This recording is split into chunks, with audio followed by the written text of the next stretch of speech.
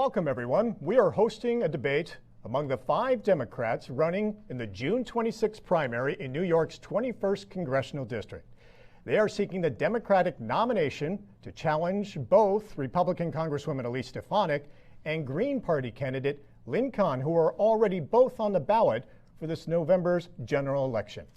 New York 21 is the largest congressional district in the state, covering 12 counties north of the Capital District all the way to the Canadian border and spanning across the North Country from Lake Champlain to Lake Ontario.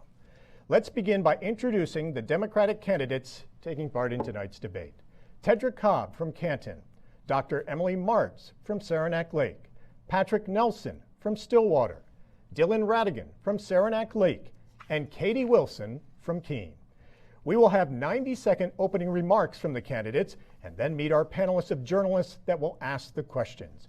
We drew numbers to decide who goes first, and we begin with Emily Martz and your opening statement. I'm Emily Martz, and I know that our Democratic Party is stronger and more united than ever because of people like you who are participating in the democratic process around our district and around the nation. We are going to win in November because we have to. We have no choice. Democrats, Republicans, independents alike are tired of a representative who is sponsored by corporate lobbyists and brought to us by billionaires. We are going to win because our democratic values of compassion, fair pay for hard work, and opportunity for all are American values.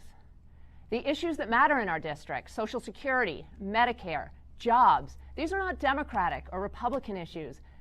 These are North Country issues. And if we have a real opportunity, if we put forth a candidate with vision, someone who's practical and pragmatic like I am, someone like I who has worked to bring people together across the aisles to create good jobs, new markets for our businesses, we will win. And we will follow in the footsteps of some amazing local and national wins by Democratic candidates who stepped up and said, if you tell me that the hurdles are too high and the chances are too low, I'm going to do it anyway because I know that together we can win and together we can get things done. I'm Emily Martz, and I ask for your vote on June 26th so that we can win in November. Ms. Martz, thank you very much. Patrick Nelson. Thank you for participating in the democratic process. My name is Patrick Nelson, and I'm here asking your support to represent you as a member of the 116th Congress. The experience that sets me apart from this field is that I've spent the last 4 years knocking on thousands of doors, having thousands of phone calls, and listening to the concerns of the people of the 21st Congressional District. And I can tell you from that experience, regardless of your political party, I know that we are sick and tired of a political establishment in Washington, D.C., a financial establishment on Wall Street, and we are sick and tired of government by $2,700 campaign contribution instead of government by and for the people. The results of this corrupt political system mean that we have a government that has failed to take responsible action on an existential human crisis in regards to human-caused climate change. It means that we have too many people in this district that are working multiple jobs, longer hours for lower wages, while they listen to the TV screens tell them that the economy is doing well. It means that we face rising healthcare premiums and rising deductibles that make it seem like you're uninsured even if you're paying hundreds and thousands of dollars a year for your healthcare plan. All of this aided and abetted by Congresswoman Elise Stefanik and her 55% of campaign contributions that come from corporate political action committees. I am proud to be the candidate on this race with the highest concentration of contributions from small dollar donors. I will be working solely for you in the House of Representatives. Mr. Nelson, thank you. Tedrick Cobb. I'm Tedrick Cobb, and the 21st Congressional District isn't just some area on a map for me. It's made me who I am. It's been my home for nearly 30 years. I went to SUNY Potsdam, I raised my children here, I started my business, and I served in the St. Lawrence County Legislature as a mom, a volunteer firefighter, as an AIDS educator, and as a healthcare activist. I know and I understand the needs of Northern New York because I share our hopes and challenges. We stand at a fork in the road. Are we going to stick with the incumbent and wait and see, or are we going to have an active voice in our own future? I say we act. We need to replace Elise Stefanik because she votes in ways that hurt us. If you have children or you're caring for aging parents, or if you have a struggling business, you know that 3 years is literally a lifetime of harmful votes, and we must change course. Elise Stefanik voted to gut the Affordable Care Act without a replacement, jeopardizing our hospitals and nursing homes and our healthcare clinics. She raised costs, which would have raised costs, and it would have killed jobs. She has reversed protections that safeguard our streams and our rivers. Those make no sense given our economy surrounding the environment, ecotourism, and farming. I hope to answer your questions tonight. I hope that you will learn about my history in public service, and I hope to earn your vote. Thank you so much. Ms. Cobb, thank you. Dylan Radigan. Thank you. My name is Dylan Radigan, and I come from a family that originally arrived in upstate New York before the American Revolution. And I watched my mother work in Essex County Mental Health. I watched my father work at the hospital in Glens Falls. As a young person, I had a lot in common with many young people from this part of the world. The economy here limited in its opportunity. And so I left after graduating high school in Saranac Lake to learn and explore the world of both finance and politics.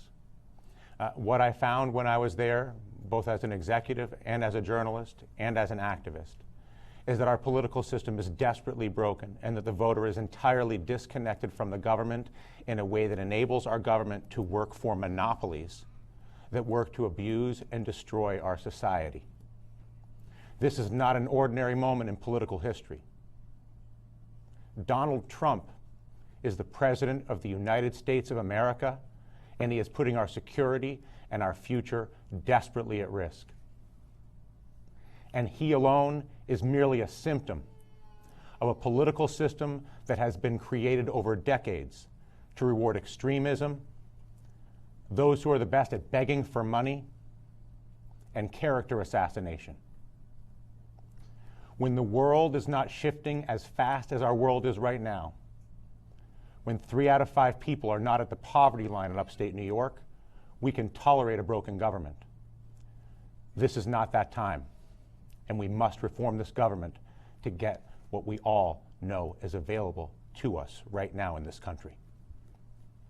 Mr. Radigan, thank you. Katie Wilson. For decades, we have been doing the same thing over and over again.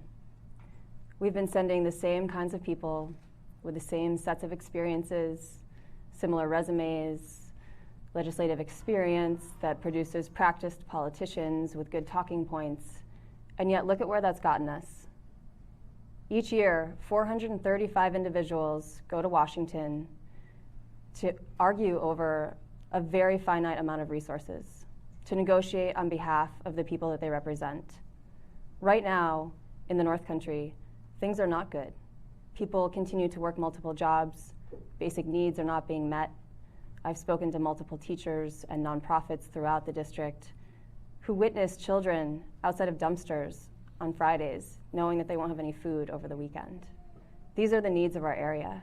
We need someone who has direct experience with these very real basic needs, who can go to Washington and not offer more lip service, but offer leadership, who can advocate on behalf of the people here because they share the same needs and values.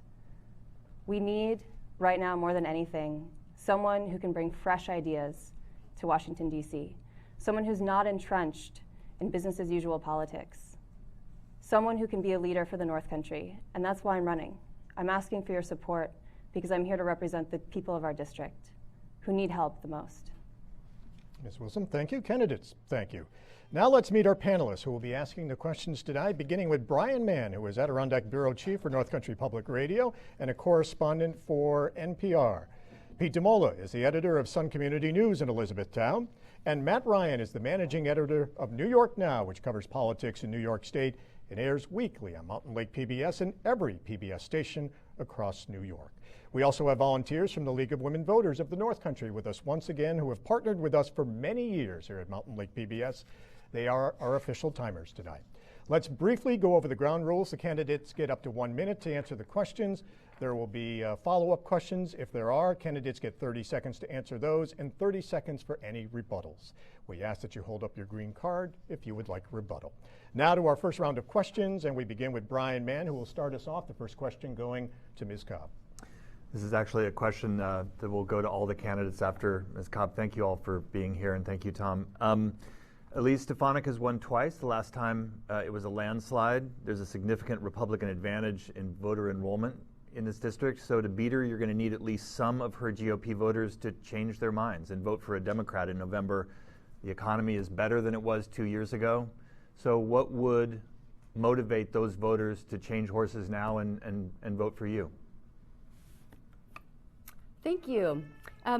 The motivation is that Elise Stefanik has a voting history that has harmed this district. For example, she voted to gut the Affordable Care Act without a replacement. She voted against the Americans with Disability Act. The question I have is, who does that? I have a brother who is disabled. He has lupus. It took 2 years for him to get that. We know in the North Country that we have struggles, and Elise Stefanik does not understand those struggles. The other thing I would say is that Elise Stefanik is not present. One of the things that a congressperson can do is be responsible to her constituents. She can show up, which she does not. She can answer our questions, which she does not. She can help us when we are in trouble, which she does not. This is a race against me and Elise Stefanik, or us and Elise Stefanik. We need a representative who understands our needs and challenges, who lives where we live, and who will fight for us in Washington. And that is not Elise Stefanik. Ms. Cobb, thank you. Ms. Martz? People in the North Country all want the same thing. They want to be able to know that if they work hard, they're going to get paid a fair wage, that our country is safe, and that they can take care of our families. And Republicans are noticing that Elise Stefanik has no idea what life is like in the North Country, and are saying, this is not my Republican Party. And I began understanding this right after the 2016 election, that with someone who is willing to reach out across the aisle and have the difficult conversations it's going to take, that person will win in November. And right after the election, I was on my morning run, and I stopped to talk with a neighbor who voted for Trump. And I realized then that both of our emotions were running high, and that he, like me, wanted to make sure he could take care of his family, the nation was safe, and that hard work would pay off. And that conversation, difficult as it was, motivated me to have many, many more of these conversations. Ms. Martz, thank you. Mr. Nelson? I'm going to disagree a little bit with your characterization of the district, Brian. There's over 400,000 active voters in the 21st Congressional District, only 165,000 of which are Republicans. The majority of the voters in this district are not members of the Republican Party. And many of the members of the Republican Party in this district are Republicans as a matter of convenience or family legacy, and not as a matter of ideology. These are people that can be reached if we're willing to offer real solutions to the problems that they're facing. When we went petitioning, you find a lot of mixed party households. It's actually kind of like the USB drive. You seem to get the Republican more often than you get the Democrat when you're going petitioning. When asked, conservative-leaning and Republican voters believe it's time for the United States to join the rest of the industrialized world and guarantee health care as a right of all citizens and stop paying too much for a system that doesn't deliver the outcomes that we deserve. These voters have seen what Elise Stefanik will do to their health care when she's given the opportunity to govern, and they are not in favor of taking away health care from 60 to 80,000 people in this district. Mr. Nelson, thank you. Mr. Radigan? The only distinction that I can really find between Democrats and Republicans right now is that Democrats believe giant corporations have taken over our government. Republicans believe a giant government has taken over our lives. Whether you're a Republican or a Democrat, you believe that gigantic monopolies, whether it's monopoly corporate power or monopoly government power, is abusive to the fairness and opportunity in our lives. And a message that is based in the acknowledgement that it is, in fact, corporations, monopoly corporations, working to influence a government that's empowered by gerrymandering in order to take the financing that they take to make the policies that they do is something that may actually be more easily understood by independents and Republicans than it is by Democrats. The message of reform and the need to move forward is something that the Republicans have been saying for years. More than half of those who voted for Donald Trump didn't want Donald Trump to be the president. They were trying to call for reform. They are right for reform. They are wrong about Donald Trump. Mr. Radigan, thank you. Ms. Wilson? I really appreciate this question because it gets right down to the heart of how do we win, which is what's most important right now. So what people are most sick of, that I've found, and personally, is the ideological warfare taking place, the mudslinging, the finger pointing, the you're wrong, I'm right, which is exactly what's keeping us from getting anything done in Washington, D.C. Right now, we have an opportunity to send one of our own to Congress, and that's why I'm running. And I can tell you, I can give you the data points that show that I have the ability to bridge the gap here in New York 21, because 21% of the people actively working and volunteering on our campaign are either registered Republicans or registered independents.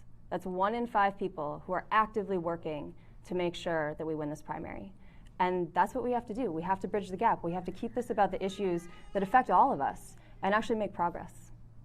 Thank you. Next question will come from Pete DeMulla. Tom, thanks for the opportunity. Candidates. This is for each candidate. So as you folks know, North Korea, President Trump, historic summit yesterday in Singapore, where they signed a joint document pledging to work together for denuclearization of North Korea. What concessions should be completely off the table as the two parties move forward with these talks? Ms. Martz, we begin with you. The point of any discussion or treaty between the United States and any other nation, first and foremost, we need to make sure that we keep the United States safe and that we keep our soldiers who are engaged overseas or who may go and be called to go overseas, that they are not called into anything unnecessarily. And so anything that would put the United States immediately at risk, anything that would also jeopardize the human rights of South Korea or any of our allies needs to be off the table. And in order to make sure that we are going down this path, we need to make sure that we understand what we're going into. And we also need to make sure that Congress is at the table when these decisions are made. Thank you. Mr. Nelson? So the question was, what concessions should be off the table? And I would say no concessions should be off the table so long as they are being met with an equal concession on the part of the North Korean government. The end goal of this peace process is for the North Korean people to join the world, come out of the darkness, and become full participants in a peaceful world community. I'm not saying we're going to accomplish that this year. It's going to be a very long process. But as the human rights abuses can be addressed, as the authoritarian regime can be softened and we can work towards a more democratic society in North Korea, economic sanctions and other restrictions upon North Korea should be commensurately lifted along the way as North Korea continues to come to the table and come out of the darkness. We want to work towards a world where there are no rogue nations. And at the end of the day, that means no sanctions on any country and a peaceful world and a just world for all people. Mr. Radigan. In order to understand the North Korea situation, you have to understand North Korea's relationship with China. The one concession, Pete, that I would say that could not be accepted would be any agreement with North Korea to do anything that doesn't have the complete buy-in of China. North Korea's capacity to render any agreement that they so desire for political purposes, I think, let me back up a little bit. Understand what's happening right now. This is political theater between two deeply egotistical, megalomaniacal world leaders. One is the President of the United States, one is the dictator of North Korea. There's incredible social and political value for both of them carrying on publicly in this way.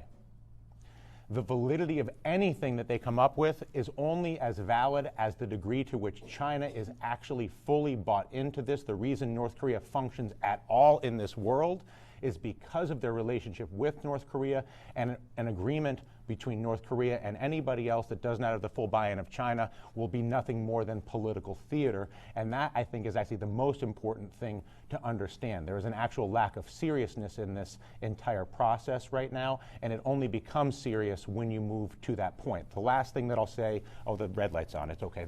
I'll just say that East Germany took 30 years. So even the greatest success with this is a 30-year transition. Ms. Wilson? So what just occurred was essentially a giant photo op in which Kim Jong-un can look more powerful and threatening and at home, and Donald Trump can look successful, and yet what actually took place was a lot of nothing, a lot of what has transpired every other time there have been talks with North Korea. Oh yeah, we'll denuclearize, and yet nothing happens. So what we know from history is that when economies are strongly intertwined, there is more likelihood for peace. And right now, what we need to do is work to remove sanctions so that we can, and with Iran too, we need to make sure that our economies are intertwined and that these isolationist policies are not continuing to threaten our global security. You know, we have a global economy, and we need to start thinking about national security through a global lens as well. Thank you. Ms. Cobb? I agree on the photo op. The president agreed to stop joint military exercises. That puts us at risk. That puts South Korea at risk. The president did this to look good, to have a relationship with a despot. At the meantime, the G7, he ruined our relationship with our allies. Congress has to have a say in these negotiations. Congress has to participate, and the president must not be allowed to put our military at risk, to put our allies at risk, and to put the United States at risk. Those cannot be concessions. Those are non-negotiables for us and for the United States. Thank you, candidates. Next question comes from Matt Ryan. Thanks, Tom. Running in a primary is certainly a difficult task, especially when you have 5 candidates.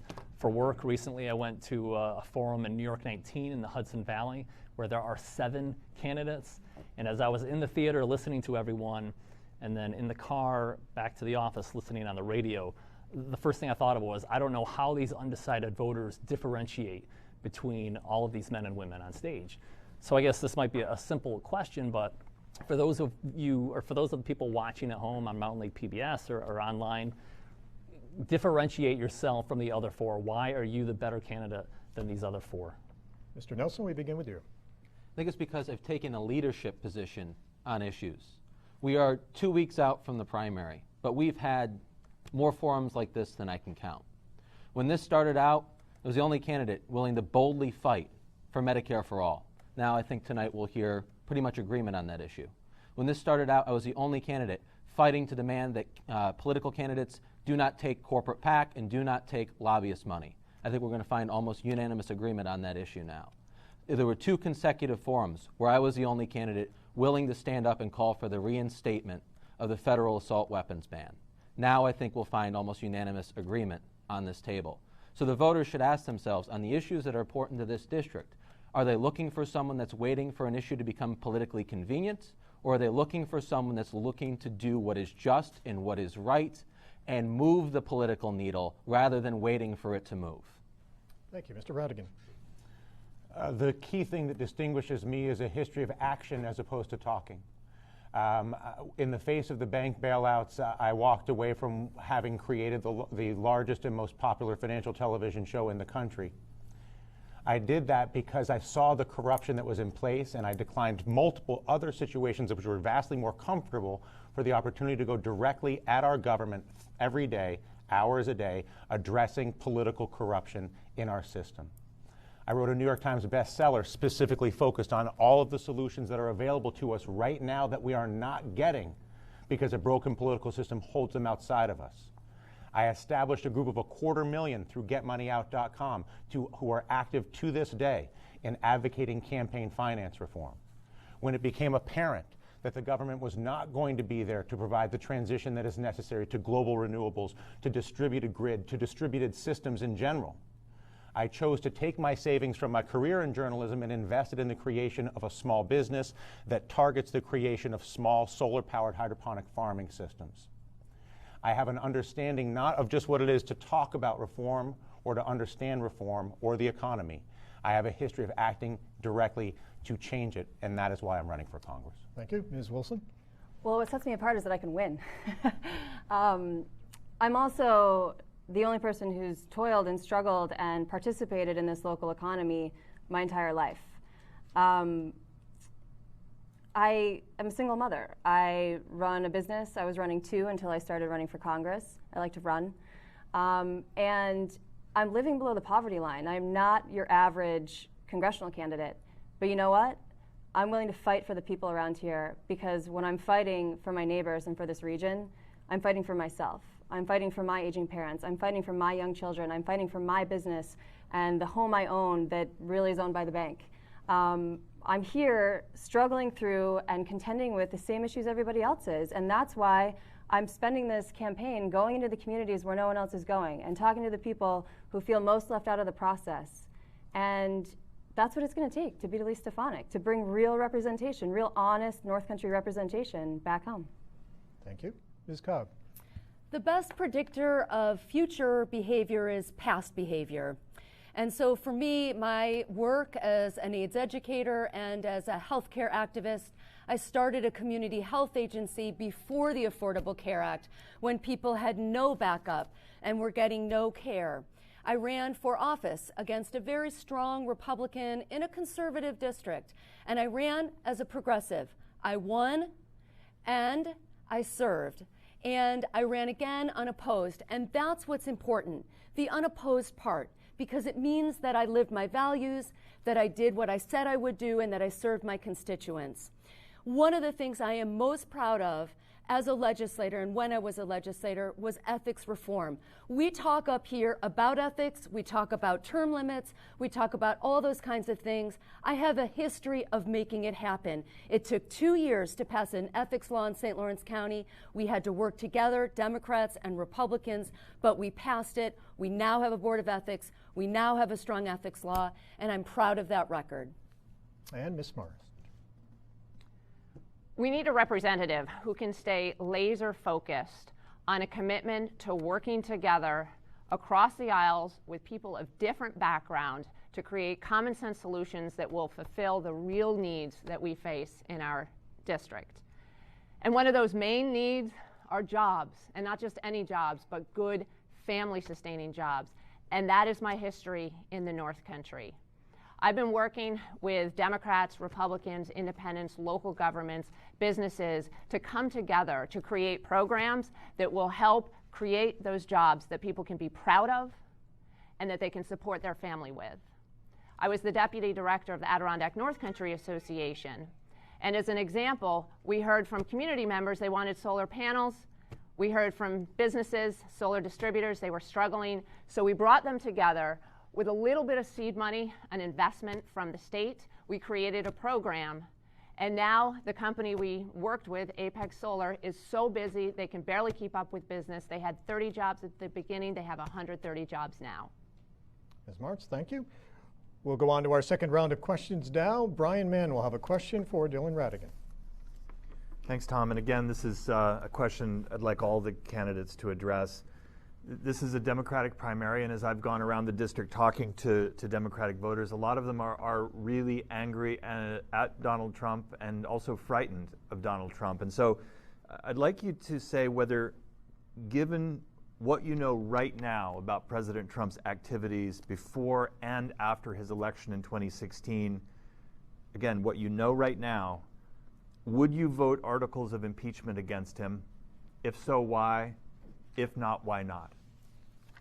So I don't have enough information to answer that question, so I have to answer that question by saying I would have to learn more about it. I would like to believe that there is enough there, that there is a validity for an impeachment of this president, but I don't actually know what exists and doesn't exist in certifiable form, with whether it's with Mueller's office or the obvious compromise, or at least superficially obvious compromise with the emoluments clause. There are a litany of reasons to explore an impeachment, but I think that it would be reckless to suggest, based on what I know at this point, that I would most certainly support that. But I would be very open to learning what the realities are between what I've perceived through the information that's been released about this president, which gives us all grave concern, and what is certifiable reality that could be advanced in a valid political way in this country. Thank you. Ms. Wilson? So I'm going to be perfectly honest and say that I am far more terrified of a President Pence than I am of President Trump. Certainly, there are very real transgressions that have come to light, but we don't have all the information, and that's why it's so important. You know, if we're going to go down this path, and I think that it's a very logical path to follow at this point, we need to know everything that's happened in order to effectively pursue impeachment, if that's what it comes to. And I find this conversation and this question frustrating, because not only do we not have all the information, but there are a lot of Trump Democrats in NY21. I mean, I'm sure that I could kind of assume who you've been talking to, and it's not a lot of the people that I've been talking to. And so to again play this character assassination kind of role, and to continue the ideological, I mean, that's such a divisive topic. And right now, it's really not what we should be focusing on. And saying that might not win me a primary, but I'm going to tell the truth. Ms. Cobb? Yeah. The answer is no. We must allow Robert Mueller to complete his investigation unmolested. We must allow him to interview the president. We must allow him to interview anyone that he feels he needs interviewed to get to the bottom of the situation. And if he finds that the president has committed high crimes and misdemeanors, then at that time I would vote for the articles of impeachment, but only then. Ms. Martins? I don't think the district or Americans need an armchair representative, which is what I would be if I were to weigh in on yes or no at this point in time. And we also don't need a representative who's going to answer a question or make a decision based upon emotion. We need a representative who is going to base her decisions on facts. And when I get to Congress, I look forward to seeing the facts. I look forward to seeing the conclusion of the Mueller investigation, so that I can make a decision that's based upon facts. Mr. Nelson? So the smart political answer to say here is no. But let's talk about what this process actually means. It is a two-part process, impeachment. The House of Representatives acts in much of the way as a grand jury does, deciding if there is probable cause to warrant an investigation in a trial. And the Senate acts as the jury to decide whether or not the president should be removed. When the president failed to divest himself of his business interests around the world, he opened himself up to violating the Emoluments Clause of the Constitution. When China guaranteed financial resources for a Trump hotel in Indonesia, and in response, Trump softened regulations on the phone manufacturer ZTE that has stolen American intellectual property, he violated potentially the Emoluments Clause of the Constitution. As your representative in Congress, that says to me that that is probable cause. And while it may not be politically convenient, the truth of the matter is that that would warrant a yes vote on articles of impeachment against this president. 30-second rebuttal, Mr. Radigan. There's an emotional charge with this that's incredibly attractive and dynamic and understandable. When you look at the information that's out there and you look at the appeal of the reflex of that instinct, it's incredibly powerful. It also takes us away from an understanding of it's like staring into the abyss of darkness, when we must at the same time move toward the light, which is toward the solutions to amend toward that future. And if impeaching him is part of that process, so be it. But the more of our energy we are using to go where we want to go, as opposed to obsessing in the darkness, the better off we'll be. All right, our next question comes from Pete DeMola. Great. This is for all candidates. Rural broadband is a common talking point on the campaign trail. We're all aware that it's needed. We're all aware that it's critical to developing the infrastructure and jobs here in the district. New York State is poised to deliver high-speed broadband to the entire state by the end of this year. They're saying 100%, but they're kind of hedging at 99.9. That being said, what role does the federal government have in complementing these efforts? And can you name any specific legislation, that either senator or representative sponsored now that you would support? Ms. Wilson, we begin with you. I can't name anything specifically that is being introduced at this point, but what I can say is that the numbers used in Cuomo's assessment of the kind of coverage we have, and therefore I would assume the kind of coverage we'll receive when the 99.9 or 100% coverage is reached, is census block data, which means that if there's one home on a block that has coverage, the entire block is considered covered. And everyone else in this room knows full well that that is not the case up here.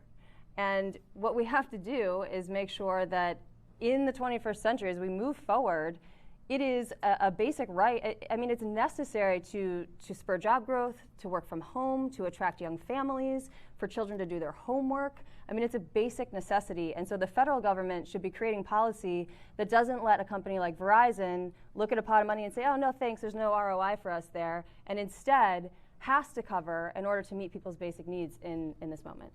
Ms. Cobb? Yeah, I don't really want to be the 1%. So if you said 99.9, I don't want to be left out. We have been left out. When I was a legislator, I finished my last term in 2010, and we were told in 2010 that the last mile would be built. I think we're still waiting. The reality is, the longer we wait, the farther and farther behind we get. We cannot have telemedicine. We cannot get mental health through telemedicine or experts through telemedicine. We cannot compete in our entrepreneurs who want to start their businesses at home. I live in Canton. That is a pretty big town. And at my house, I still do not have high-speed internet. I run a business. My husband runs a business. We are getting farther and farther behind. So we have got to invest. So I am hoping that New York State will do what it says and build it out. But if not, we have got to invest that money through the federal government. Ms. Martz? We in rural America deserve that opportunity to be able to create the prosperity that we work for. And without broadband, we're missing out. And serving on the Downtown Advisory Board, we would have multiple calls from businesses or individuals living outside of the region who wanted to move their business to Saranac Lake and inquired about broadband, and we had to say, we don't have what you need. And so they chose to move elsewhere. So I applaud the governor's program. We know it's not enough. And so I support the federal government stepping in just as they did back during the rural electrification, because it is the federal government's responsibility to create and to take care of and maintain public goods. Just like the roads and the bridges and the telephones, broadband is a public good. And the Senate and the House both have an infrastructure plan that includes rural broadband, and I support that. Thank you. Mr. Nelson? So I would, of course, support Senator Gillibrand's legislation that looks to do rural broadband patterned after the rural electrification initiative from the New Deal. We also need to ensure that the internet that's being provided is open and neutral. We're sitting here a day after the expiration of net neutrality, and we need to restore a free and open internet, because if we bring connectivity to this district, it is not going to have the value that we need it to have if it's not a free and open internet. And we need to go further. We can solve multiple problems in terms of rural connectivity. If we roll out faster internet and faster wireless 5G connectivity in rural communities before it gets to urban communities, we get to attract entrepreneurs and tech companies that will benefit from that infrastructure to rural areas like the 21st Congressional District. But this also helps fellow Americans in urban communities that are facing increased housing pressure and making the rent too damn high. If we build better infrastructure in the North Country first before it gets to New York City, that flow out of the North Country into New York City will start coming back up 87. It'll help our area and our economy, but it will also help the rest of the country as well. And Mr. Radigan? So I was on the phone this morning with Kevin Lynch, who's the Chief Operating Officer at SLIC, which is the Rural Broadband Development Company. I've been talking with them on these weekly calls. I've also been talking with the folks at Google who run their Loon division, which does their over-the-air wireless, because I'm trying to learn why has this not happened yet. A few things that I'll point out and that we're going to actually be sharing in a podcast. We recorded a 15-minute podcast with them so folks will be able to really hear what's going on. But here's a quick summary.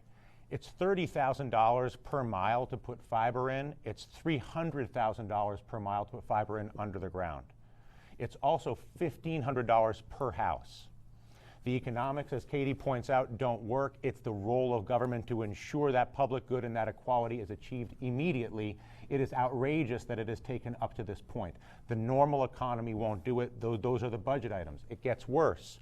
Because our infrastructure is weakened and old, much of our wireless broadband budget is being used to replace poles, while the broadband itself, when it's put on, is charged as real estate as a tax bill, which increases the access when instead it should be given to increase the property values. Thank you. Our next question comes from Matt Ryan.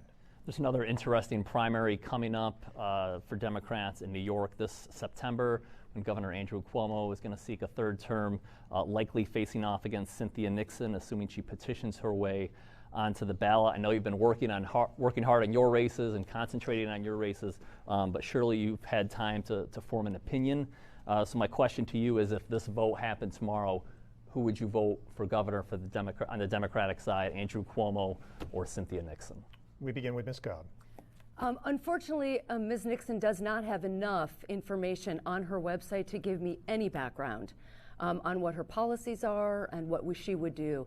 I know that she's progressive, so I think we share values, but in terms of a platform, in terms of a stance, in terms of what she will accomplish, I think she's light on that. So if it were tomorrow, I'd be praying tonight and thinking about it.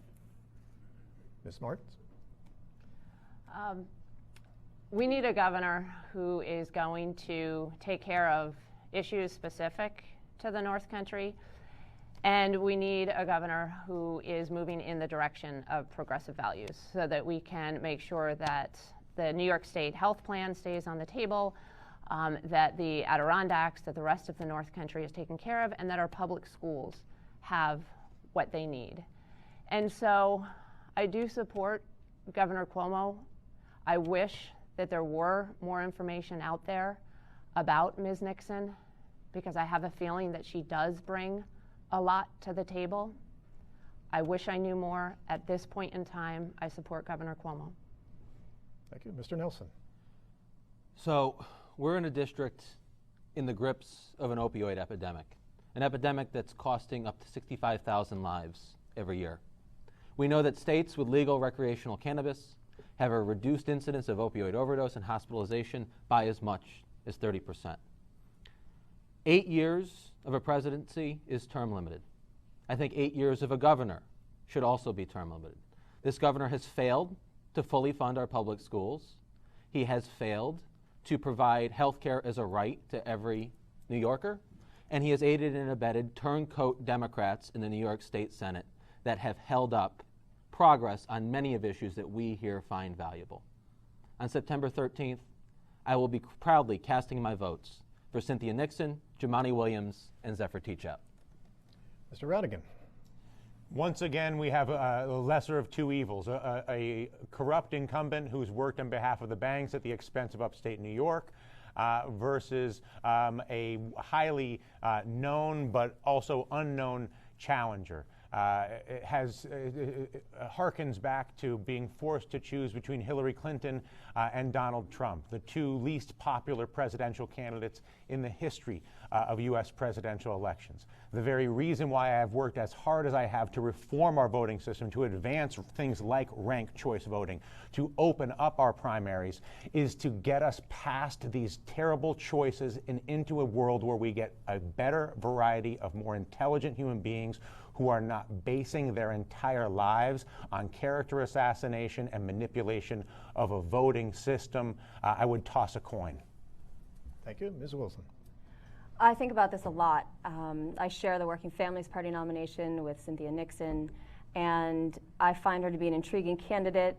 But here's the thing, Governor Cuomo may run the state like a mob, but he understands the upstate economy. And I met Cynthia a couple months ago perhaps, and when Cuomo walks into a room, he's like, hey, and he's shaking your hand and he knows who he's talking to and he has a plan, and there's a lot of background and history there. And when I look at the Nixon campaign, I think you guys know nothing about upstate New York. And I have friends who they've reached out to help them, and they've not taken their advice. So I worry about what a Cynthia Nixon governor would be like for us here, even though I'm really excited about the ideas she brings to the table for downstate.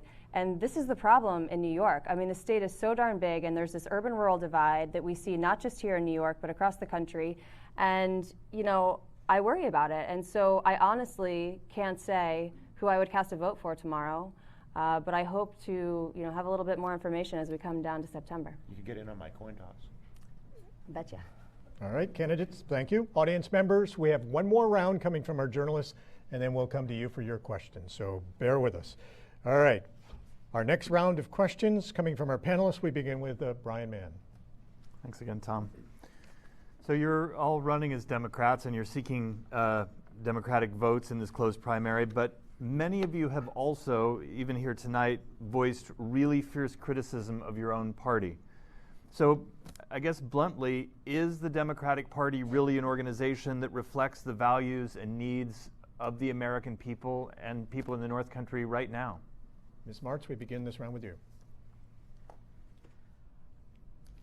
I am a proud Democrat because of the values that the party does stand for, which is hard work should pay off. We should take care of our most vulnerable neighbors. Everyone should have a chance to realize their full potential. Those are the Democratic values. Where the Democratic Party has fallen short, and where I am taking my campaign to make us stronger, is that we have not done a good job standing up for those values and speaking to those values. We have too often gone with the direction of the wind. We have too often played to the polls. And we have not often enough gone to the Republicans, gone to the independents, and said, we are with you. We are with the working families. We understand that you are working hard 40 hours a week and you still don't have enough money to put food on the table or to save for retirement. Those are the Democratic values, and we need to get back to articulating those. Mr. Nelson.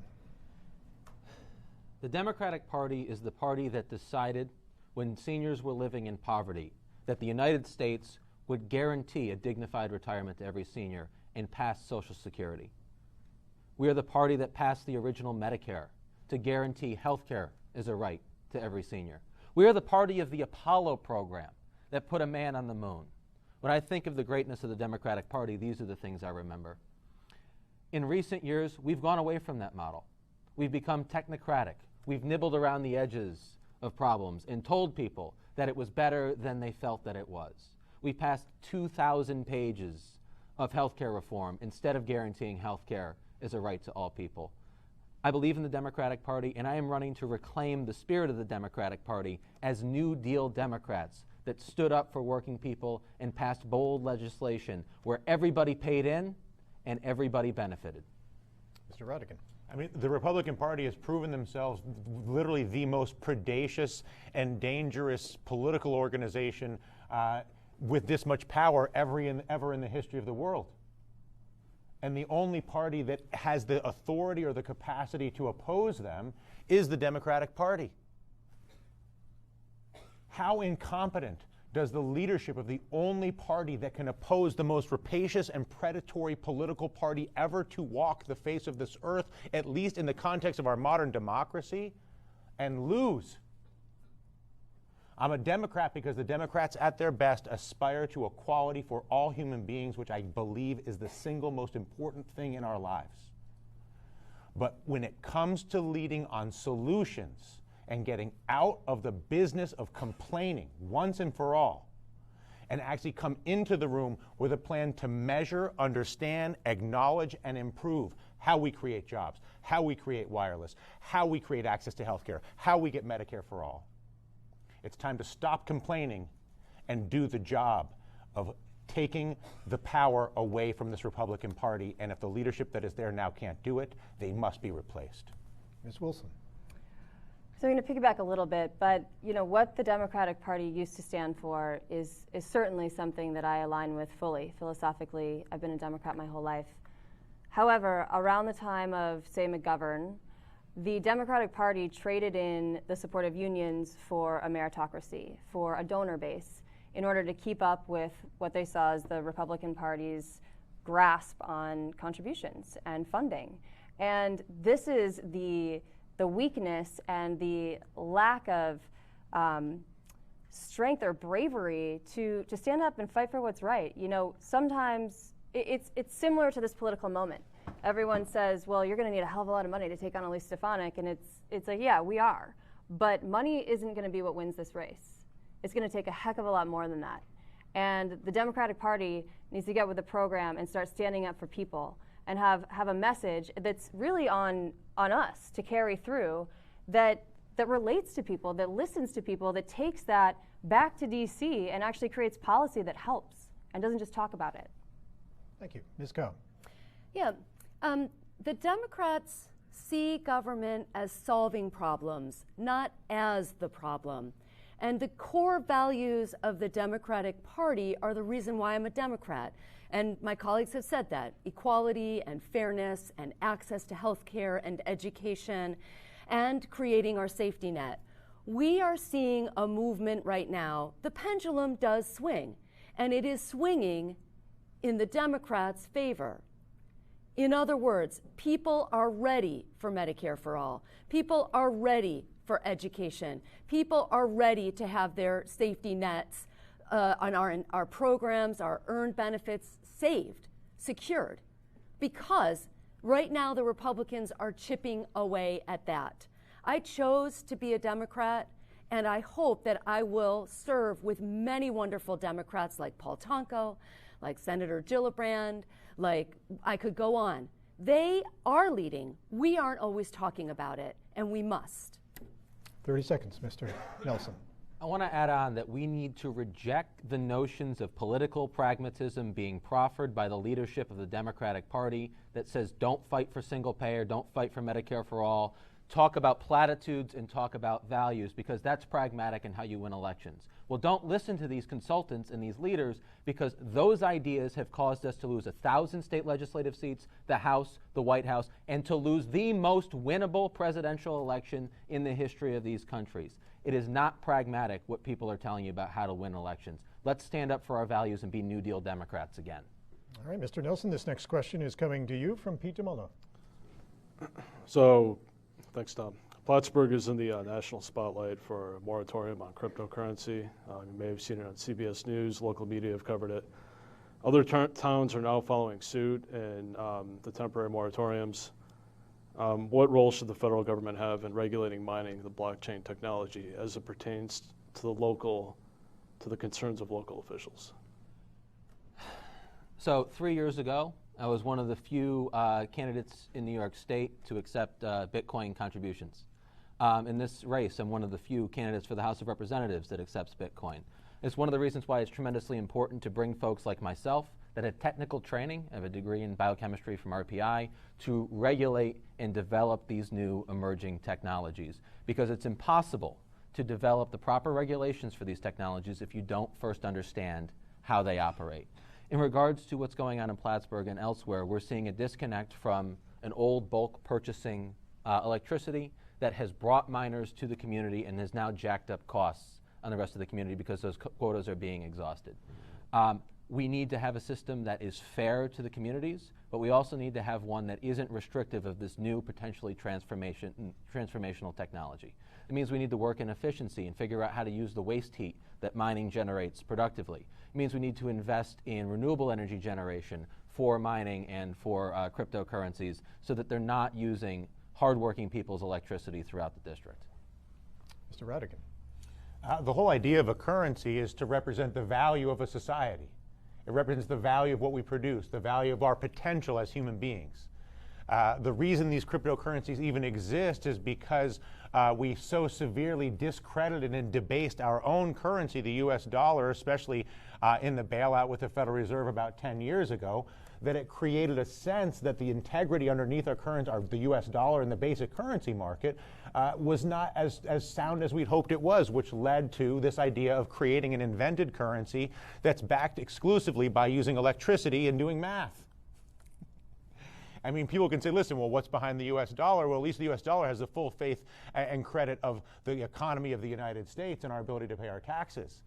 I'm not passing judgment one way or the other on Bitcoin per se, but it's time that we come back to understand where value resides in our society, which is how we actually create solutions for one another, and get away from the silliness of trying to invent bypass currencies because we don't like what happened with the Federal Reserve, and we're simply looking to use up a bunch of electricity. I'm fully in favor of certainly managing the electricity use for the currencies. Ms. Wilson? So I feel like this is a topic that there's a lot of lack of understanding around it. It's very kind of highbrow. People don't even know what cryptocurrency and bit mining is.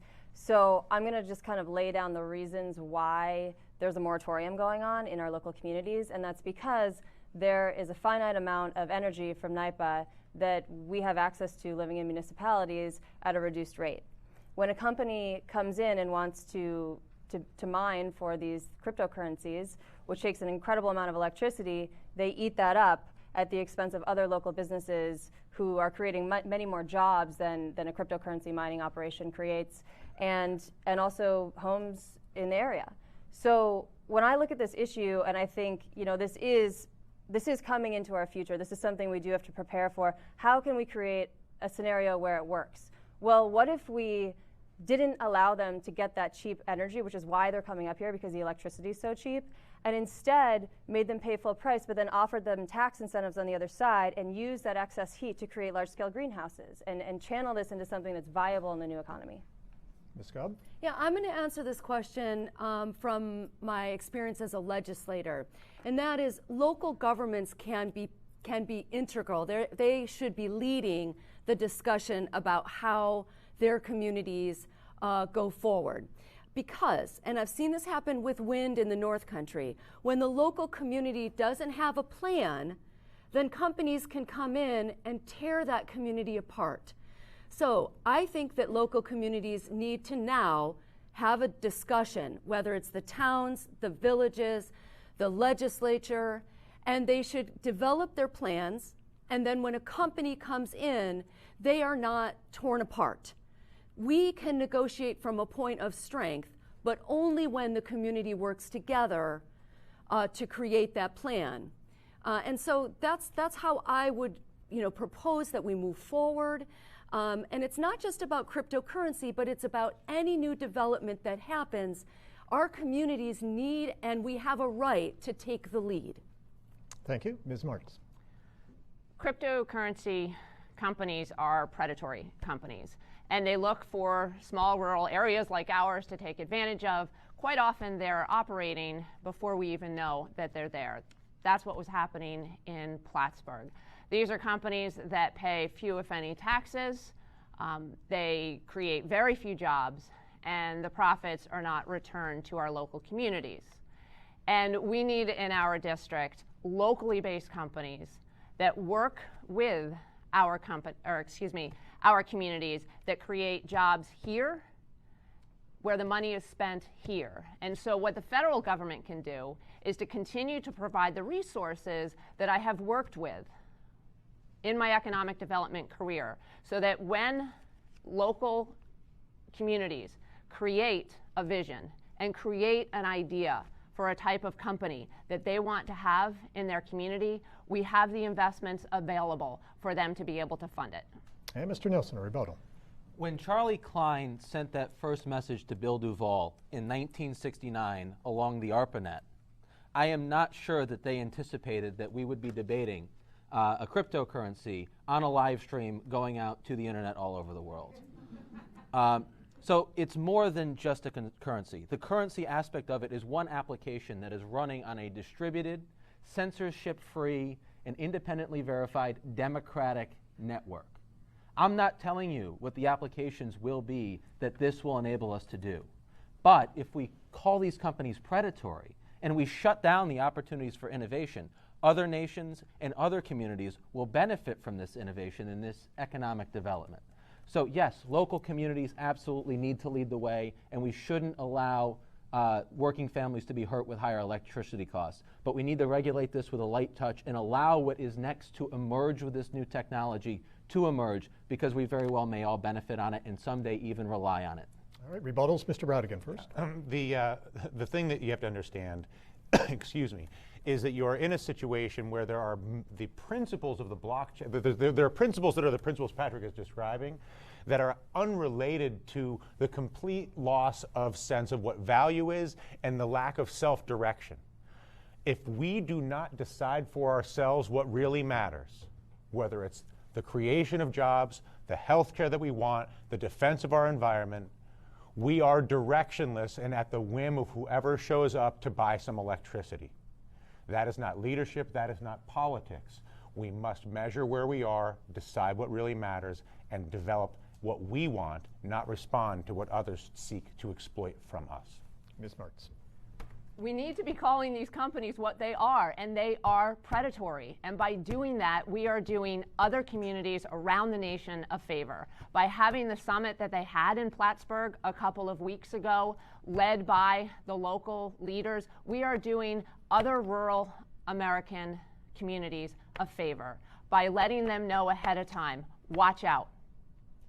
These companies do you a grave disservice. They may be there and you don't even know it, so keep a watch out. So we absolutely need to be calling them predatory. Thank you.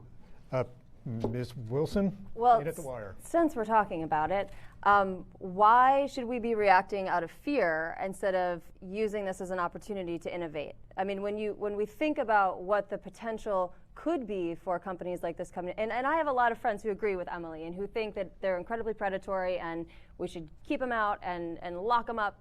But what if we had these large-scale greenhouses? What if we were able to feed our own area from within? What if we were using that extra energy to create a ton of jobs? What if we have an opportunity to turn this into something great as opposed to being afraid of something new? Mr. Radigan. I admire your creativity. As you know, I started a solar-powered hydroponic greenhouse business about 5 years ago, and have done a lot of work in Canada looking to harvest waste heat as well as waste CO2 from cogeneration plants. There is some benefit to it, and it is a viable idea in certain situations. But to take something that is not creating value, but which is harvesting electricity, and to try to make the best of a bad situation is better than not doing it. But why choose that path when you can define what really matters and get what you want for your community? And let's go first to Ms. Martz. Did you want to, you're up, Ms. Wilson. I'm going to keep playing. Because there are new ways to do things. So what if, I mean, again, you're being fearful.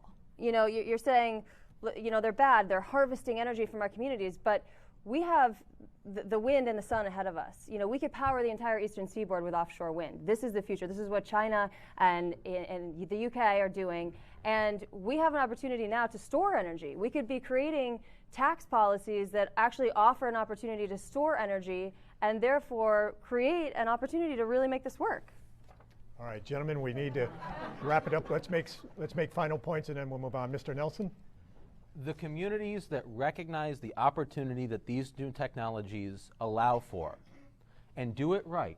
And so I'm not saying that they should be able to get cheap electricity out from the hands of working people in this district. But with the right touch, with the right ideas, kind of like what Katie is talking about, the communities that get this right will become what Wall Street was to finance and what Silicon Valley is to the internet. They can become for cryptocurrency and this new market. And in an area that needs jobs and economic development, we should not pass that opportunity by. All right, final points, Mr. Radigan, then Ms. Martz. Mr. Radigan? That's objectively false. They don't create jobs and the money leaves the district. Our country and our district is able to do so much better than to create jobs doing math on a computer for a made-up currency.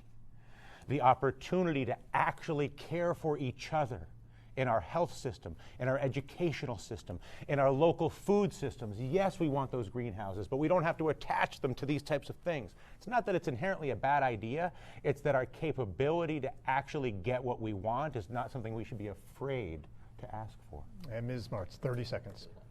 I applaud Plattsburgh for standing up as an advocate for their region, for their town. That is what they were doing at the summit, is standing up and saying, no, you're not going to take advantage of our community like this. And all too often, we've seen it from big oil companies, we've seen it from wind turbine companies, come in, take advantage of our rural areas, and then leave us with the mess. That is what Plattsburgh was doing, and that is what I applaud them for.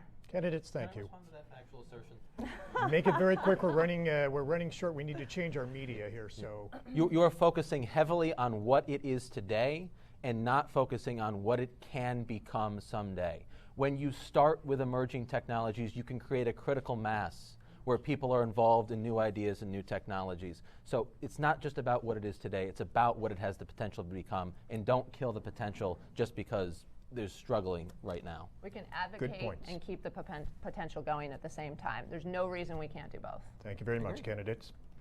We're going to take a very, very short break, about a minute or so. We just need to swap our media out back to change it. And so, everyone okay on water? I could use some water. Okay. Here. We've got bottles down here. You can have one. I didn't know that. Oh, I didn't. No, you're stocked up. I didn't even. If we could get a We bottle found for, something. and then Max, we'll come to you when we come back, and then we'll get to our audience members. Go. Oh, you're welcome. I had two here. It's about time. We I know. disagreed on something. I thought it was going to be me, so I'm lucky. But then I've been- we found common ground at the end. We can do both. Oh, God. Of all the things with to that argue mic. about, Got that we on have a big camera. debate on crypto. It's Way to stir it up, Pete. Looking up. I want to ask Paul to log into BitPay. This is going out later because somebody had it fine. I am, but the audience isn't. We're going to have to get folks back in their seats. We're going to get a little bit of water for the candidates, and then we'll pick right up again. How much of a break are we taking?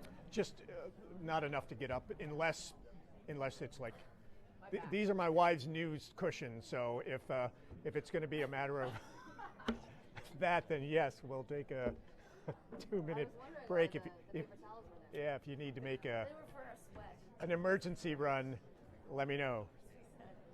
It was in case we found a question we weren't prepared for and somebody just lost control. I'm sorry, I didn't Not hear in you. the cushions. Patrick. Sorry, it was a terrible joke. I'm sorry, I didn't hear it. I have the producer in my ear.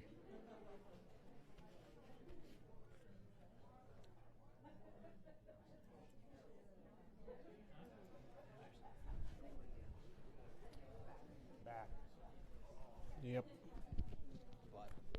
Yep. All right. Next time, podiums. We don't have 5. That's the problem. Would you prefer to stand behind a lectern than sit? Not when you're a woman. We have a walking. Everybody's got their own preference. Some Well, are pacers, some are sitters, some are standers. I'm just thinking about that vibe with everybody standing behind a podium. I don't know. It's just- Most of your forums have been seated, right, at a table? Yeah. All of them. Okay, folks, if you guys want to have a seat, audience members, if you'll take a seat, we're ready to keep right on and moving. It is. And it's going to Mr. Radigan first. Every Sunday you get together and talk. Powwow. At least the actual foreman are having this is I know. We got to get the audience in their seats. Yeah. And you got the crazy green card thing where you can argue. Democratic debate gets feisty over cryptocurrency. It might put new NY21 on the map. Most people in your 21 have no idea. No idea. That's what I'm saying. Of all the subjects, it's the least relevant. Doesn't matter. It's going to be a couple of minutes. People got up and walked. The door's open. Yep. I mean, it's like. I mean, what I said was true. It's like, I wish we could just avoid it, but he's done the things. And are we going to have a system of laws and values, or are we going to say... We decided that a long time ago, buddy. And we said no. Yes. I wasn't around for that decision. Okay, you're too young to remember. sorry, we Kate. made that decision I a was long not time ago. consulted. You are. Yeah. After Eisenhower, it was all over, pal. I'm with Thomas Jefferson. We should rewrite the Constitution just about every generation. It was one of his ideas. Whoa. How did you vote on the CON? I would pull that. So, well, when was the last time we rewrote that concept? All right, you guys set? I voted against it because I don't think we need to. That's just my. All right, let's do 2016 primary votes down too. I voted against it. I want to know because I don't know. I have my feelings. I know what you voted. I lost a donor for voting against it. What's that? I lost a donor for voting against it. Voting against Concon? Oh, I wrote a whole thing on it. It went out. Oh, really? I blew that one right out of there. I got a note back from his wife saying, really disappointed in that. Yep. All right, folks, we're rolling. We're ready to go again. We'll give it a few seconds to kick in, and then we'll be off and running. We have one more question from Matt among the journalists. Then we have one question that was sent into us, and then we'll get to our audience questions. Why everyone's here tonight, including one little audience member who wanted to ask a question a little earlier. She was ready to go, I think. Tom, can you give us roughly a time sense on how much of the program is left time-wise? We have about 30 minutes to 45 minutes left. So, all right, here we go, folks, and we'll pick it up. Our next question is coming from Matt Ryan. All right, as we sit here in Plattsburgh in Clinton County, I'm going to ask about a place far, far away in New York 21, Fulton County, which is in the tip of the district.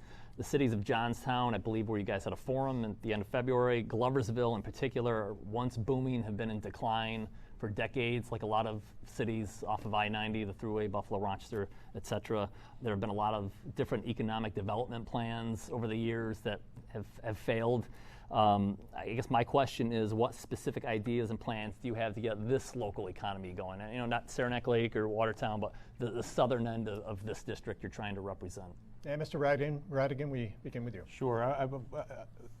Two things. One, if you don't measure and understand what exists, you can't build upon it. The only place that I know in the world where there's not an actual measurement of what's happening, I mean, you have to see how many papers you sold, or how many ratings, how many people watch the program, or pick any enterprise of any kind that has some tool of measurement.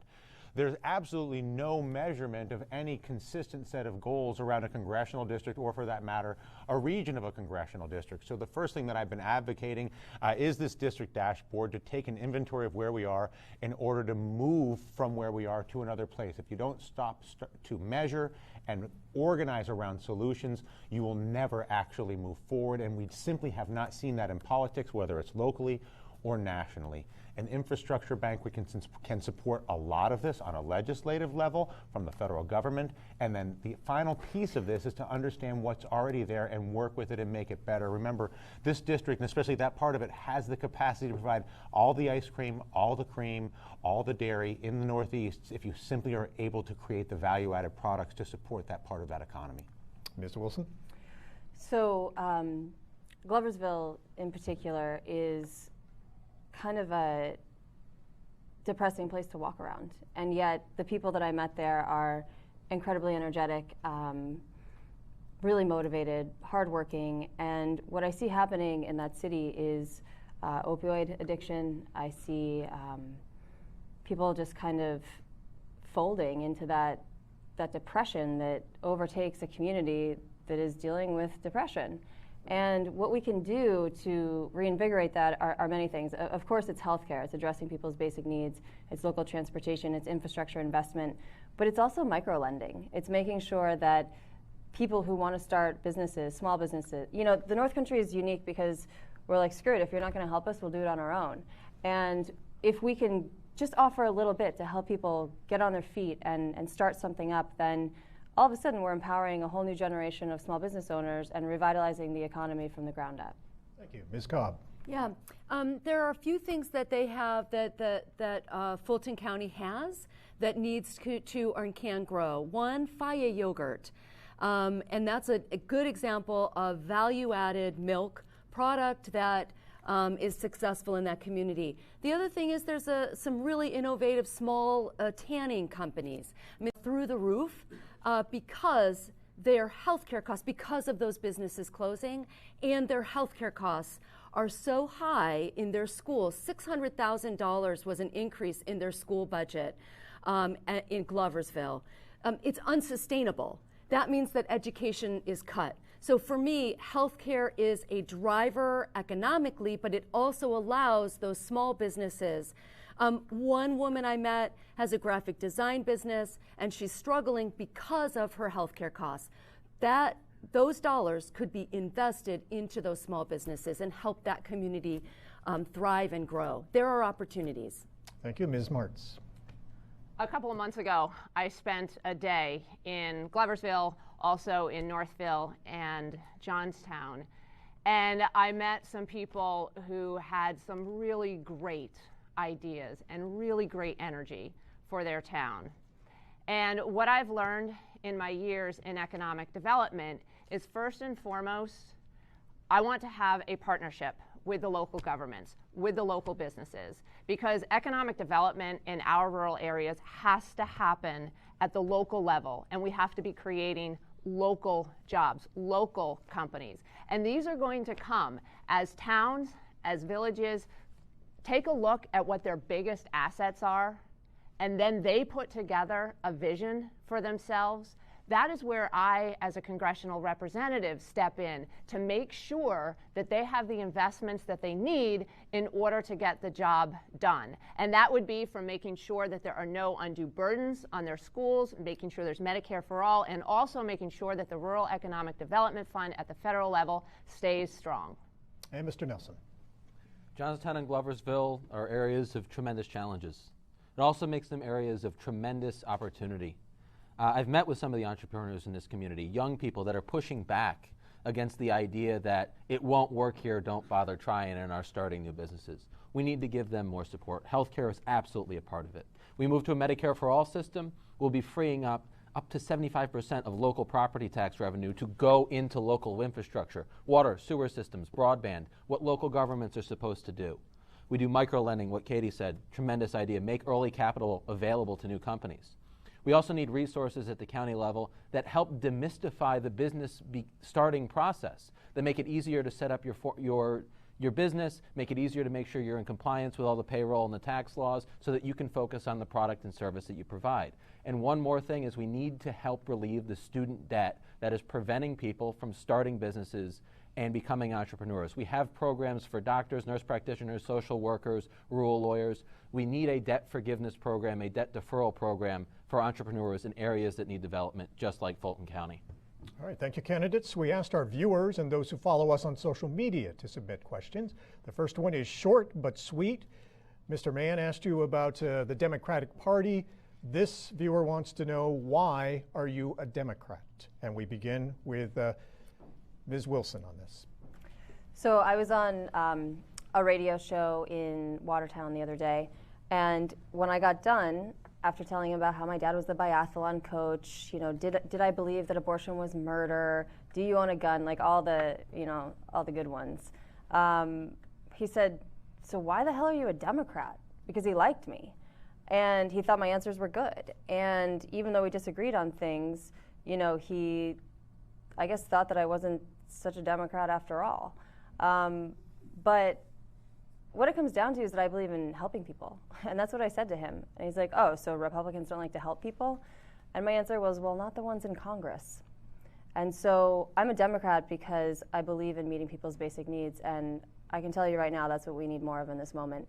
We need to lift our communities up from the ground level, and we need to meet people's basic needs so that they can start to thrive and that can spread to a national and global level. Ms. Cobb, why are you a Democrat? Yeah, I'm a Democrat, I think, because of my parents. My parents were not particularly politically involved, but I have one biological sibling and I have 9 adopted siblings. And from my parents, I learned that compassion is strength and that helping the community is important and vital. And so I always saw the Democratic Party as holding up those values. That's not to say that Republicans do not. But when I look at the core Democratic values of fairness, of justice, of equality, of compromise, but compromising only when it works on behalf of the community, those are the values that I feel the Democratic Party has lived, and I hope will live in the future. Ms. Martz. I'm a Democrat for the reasons that I'm running, and that is because I want to live in a just world. And that's a world where everyone has a chance to realize their full potential, regardless of the conditions you're born into, regardless of what you look like, your physical, your mental capabilities. We all have a purpose, and we all have a right to realize that. And that's why I've spent many weekends helping to maintain transitional housing teams, prepare community meals, host temporary homeless shelters. Because when people are down and out, when people are on that fine line between having and having not, they need the housing, they need the meal. But what they need most is to know that someone has their back and that they matter. And that, to me, is what the Democratic Party is all about, is that everyone matters. Everyone deserves a chance to realize their full potential. Thank you, Mr. Nelson. So we've talked about this a little bit before. I believe that the Democratic Party at its best is a party of justice. The New Deal, Social Security, Medicare, the Voting Rights Act, the Civil Rights Act, all those reasons are fantastic. But what it comes down to for me, as someone that's formally trained in the sciences, is we face an existential crisis in human-caused climate change. The scientists are telling us that we must take bold and responsible action as quickly as humanly possible to stem the tide. We're at 410 parts per million. This is not some theoretical thing that might happen someday. The sea levels are rising as we sit in this room and we speak. The ice caps are melting. The oceans are acidifying. Damage is being done. In the United States, there are two major parties. There's one party that will listen to the scientists and work to address these concerns, and there's another party that will stick their heads in the sand and tell their base that it is a conspiracy theory being put forward by the Chinese. I don't need to know anything more than that to know why I'm a Democrat. And Mr. Radigan, why are you a Democrat? The Democratic Party is the only party that is in place right now that gives us an opportunity to do this. Yes, the Republicans are the only party that stick their head in the sand and pretend climate change doesn't exist at a time when the world is going through its greatest transition in history. The only party that can stop this from happening is failing. It has ideals that appeal to me about equality, fairness, and aspiration to opportunity. But we cannot allow the Democratic Party to fail any longer. We can no longer live on the platitudes of equality and aspiration. We must engage directly to point a path forward that creates solutions for our lives and uses the power of the government to create infrastructure, use antitrust law, and do the reform necessary to fix this government so that it actually works as opposed to being preyed upon by the Republican Party. Thank you. Ms. Cobb, a 30-second rebuttal. Yeah, I'd like to follow up. My assemblywoman when I ran for the county legislature was Didi Skozafava, a Republican. We have a history in this region of Democrats and Republican leaders who are moderate. There are times, Didi Skozafava, Teresa Stewart, they were leaders in marriage equality. The Democratic Party doesn't own those values alone. The question was, why have I chosen that? But I really want to say that those values are owned by other parties as well. It's just important for us to be respectful, I think, of each other and think about that and think about the independence that this region often has with Democrats and Republicans as leaders. And Mr. Radigan. This is not an ordinary time in the history of the world. This is not an ordinary time in the history of our country. This is not a time for ordinary politics. This is not a time for half measures. This is an Apollo 13 situation. You cannot ask for new resources. We have what we have. We must abandon half measures to actually advance the ball through the broken system without hesitation. Thank you, candidates. We're going to take a moment now and move a camera while I draw the numbers for some of the first audience members to come up and ask their questions.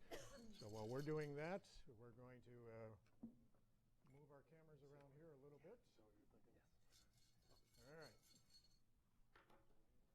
Actually, I'll make it fair. I'll ask Susie Johnson.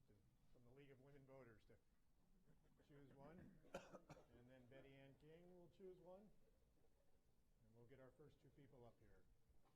Number 5 and number 16. 5 and 16, if you would get ready to come up to the microphone. Actually, let's draw a third so that the audience member will know who's coming up. Number 10 is after that. Number 10 is after that. So 5, 16, 10 will be the order. And yes, we'll get you right up to the microphone, and as soon as we get the camera ready, we'll get going. So 5, 16, and 10. Okay. Miss Pete live tweeting. I'm going to miss Pete's live tweets. From tonight's How event. are you doing that? Are you writing them down? You're going to put them up later? Ms. Cobb will be coming to you first when we start. So, and as soon as we're ready, we'll ask you your name, where you're from, and ask you to go ahead with the questions.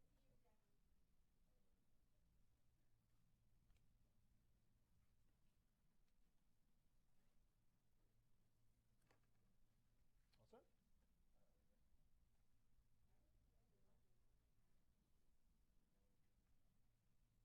Oh, okay.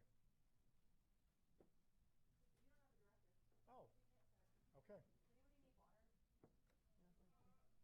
Does Susie or They need water. anyone in the coming up to the mic need a bottle? There's over there, or Can I any do of the this without folks ready to looking like Trump speak? in Puerto Rico? No. Do I turn her into the men's room or no? That would hurt a What's lot. going on here? If you really need to, then It we would could. be making more comfortable. Lori, could Mr. Radigan, could we I'll unmic be him? quick about it. I can click. I just unmic myself. Watch that. Yes, Sure. Be right back. I'll go on to them. It's TV professional. he knows yes how to do it. Been watching the live stream. All right. Take it his time. Is there a live stream? Yeah, How is it run? it's been on since 6:30. We'll be right with you. We'll get going.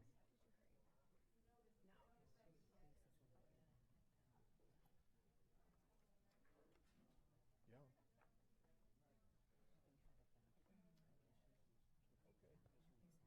And ma'am, would you step right up to the microphone so we can get focused on you? I know. I'm thrilled. Put you right in the light and right in the limelight. That's just so my cameraman can get focused on you, and we'll be ready to go. Thank you. You staying in Plattsburgh tonight, or you I wish. No, I got to drive right back. to where you live? Scotiabank, Schenectady. Just right across the river from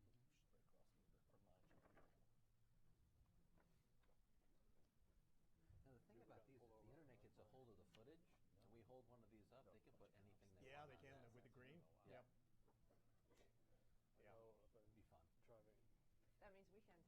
Yes. on the Northway, so many times a week that I know exactly where they sit. Yeah, me too. Congress. Just to go to Platts right now. Right. Oh, you just put it on there. Yeah. I just imagine some Most troll roller on the internet coasters that I picking this watch up and just are putting successful. needs a haircut on it. Race, but I'm not sure if they'll answer me. Oh, tickets again. Yeah. At least your button's already square. That's Great fine. story. It does.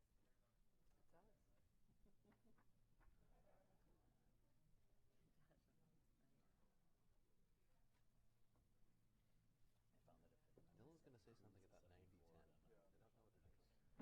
I don't know what it is. So what's 90-10? Minute. Yeah. Yep. 90-10? Oh, good point. Yeah. I usually say 80. Check my notes. I'm stealing your answers, man. Oh, I'll let you do it. All right.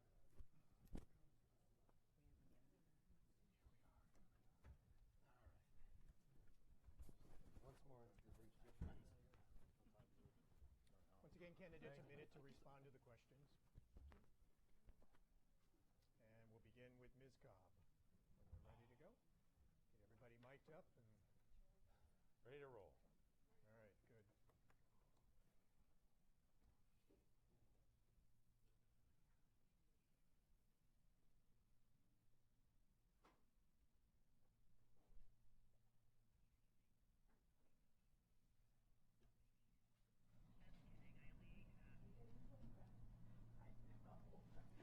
I know, we make you.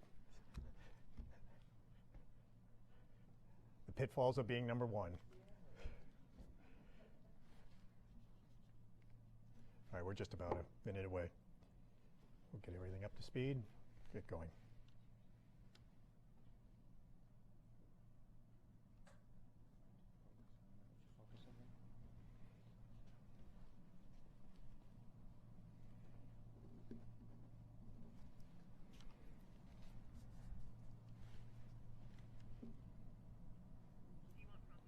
No.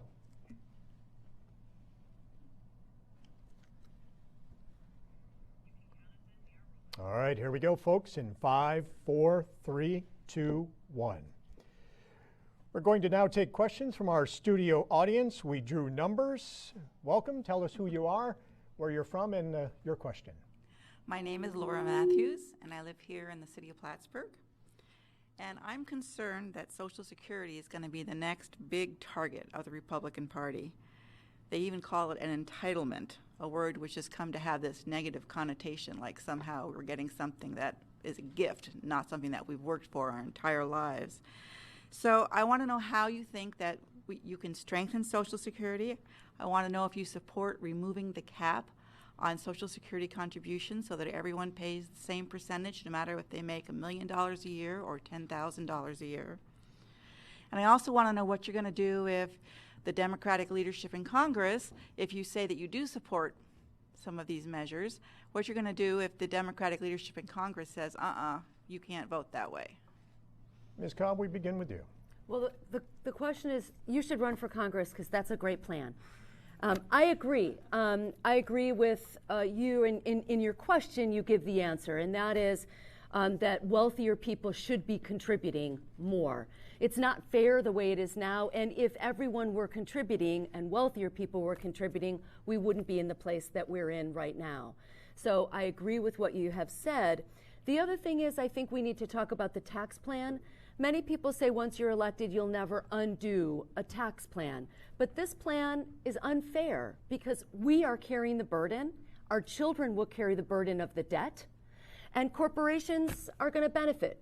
And so if I'm elected, I will work to undo the tax plan, and I will work to ensure that our earned benefits, what we call them are earned benefits, you earn it. And so I will work to that. The last thing I'm going to say is I was a legislator, and there have been times when I was told you will vote a particular way, and I didn't. And I will carry my values with me into Congress. Thank you. Ms. Martz. The majority of seniors in our district rely on Social Security. That's their only income at a certain point. And so as a congressperson, I absolutely will stand up, regardless of what the Democratic Party tells me I have to vote like. I will stand up to keep Social Security strong.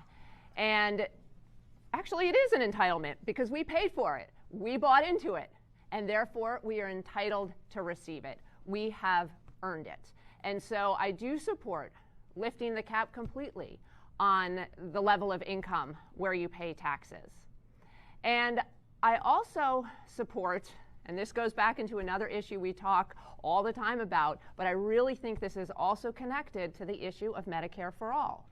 Because it is impossible for too many people in our district, based upon what they earn, to both buy health insurance as well as save for retirement. I was in the financials industry for 12 years.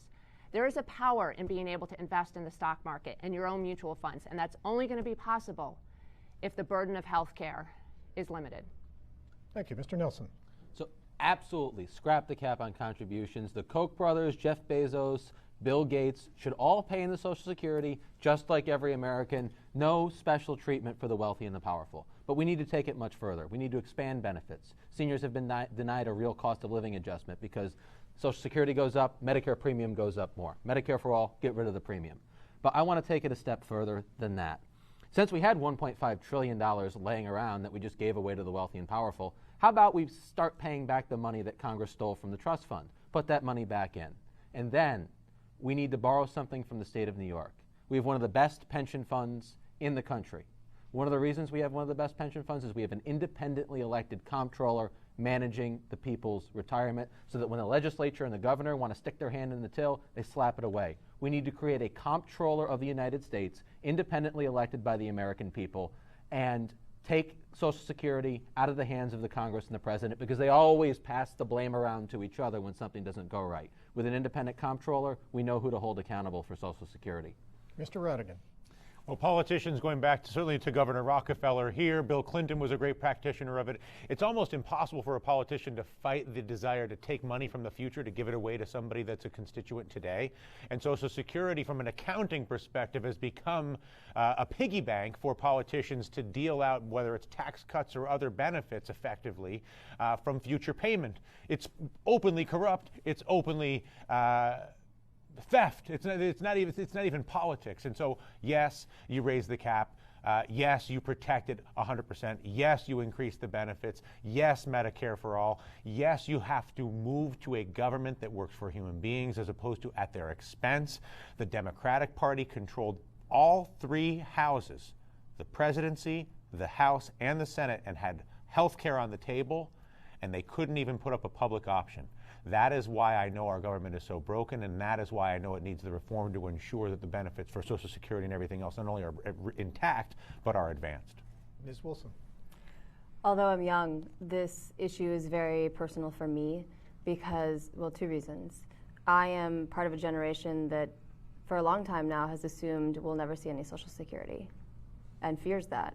And I'm also someone who is taking care of my father, who's 84. I'm perhaps not taken care of on a daily basis. He's still independent, but responsible for my father, who's 84, who has, I believe it's $65 left over after all of his costs are covered. And so that is no way to live. That is no way to live out the end of your life in dignity when you've worked hard your whole life. And you're right, it's not an entitlement. It's something you work damn hard for. And it's something that we need. We need that faith to know that we're going to have that on the other side. You know, what are people going to keep working so hard for if there's nothing on the other side, if they're just going to work till they're dead? And what I want to promise you is that I am going to fight as hard as it takes, regardless of what any party leadership says, and not just about Social Security, but certainly about it, because it's my life on the line too. It's my family on the line too. And this is what we need more of in Congress right now, people who will stand up to the system. Thank you. Thank you very much. Number 16, step right up. We'll get you in focus, so give us a second if you would. Welcome. And our next audience member, if you would tell us who you are, where you're from, and your question. I'm Sandra Webber. I'm from Elizabethtown. And I came today. I have not decided which candidate to endorse. And so this afternoon, I went to everyone's website and investigated their stand on several issues. And of the 5 candidates here tonight, I was shocked that only one candidate addressed the issues of social justice, women's rights, and equality on their websites. Outrage over human rights issues, I think, is what spurred millions of people to participate in the Women's March, in Black Lives Matters, and in the Standing Rock protests. But it seems to me that those issues have been pushed aside and that there's a fixation on economics. Obviously, the two issues are intertwined, but I think that these issues, these human rights issues, are being pushed aside. Only one candidate talked about women's access to contraception, her right to choice, the gender pay gap, the Equality Act for LGBTQIA, ending the government's war on drugs, ending the practice of for-profit prisons, et cetera, et cetera, et cetera. Why is there only one person that addressed these issues? And we begin with Ms. Martz on this question. Thank you for giving us a chance to talk about these issues. And as I said in my response to why I'm a Democrat, why I'm a proud Democrat, it has everything to do with the issue of justice. And the issue of justice for women, for communities of color, for people who have too little in this world, that underskirts every single one of my policies. And let's take the opioid epidemic, for instance. It is about time, thank goodness, we have started talking about this as a public health issue, because we hadn't been talking about it as such for way too long. For the communities of color, we saw it as a criminal justice issue, that addiction could be treated if you just put people in jail. And so that is a #1 issue that I am saying, yes, finally, we are treating it as a public health issue, because that is what it is. It's about justice. Thank you, Mr. Nelson.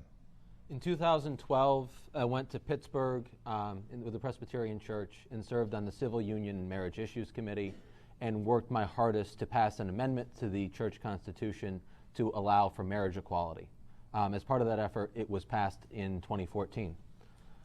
In 2015, myself and a number of faith leaders, as part of the Ecumenical Advocacy Days, went to Washington, D.C. to lobby Congress and this Congresswoman on criminal justice reform, the end of family detention at the borders, and the end of private prisons. Certainly through our social media, we've addressed these issues. There's about a 20-minute walk and talk live specifically on racial justice issues that we did.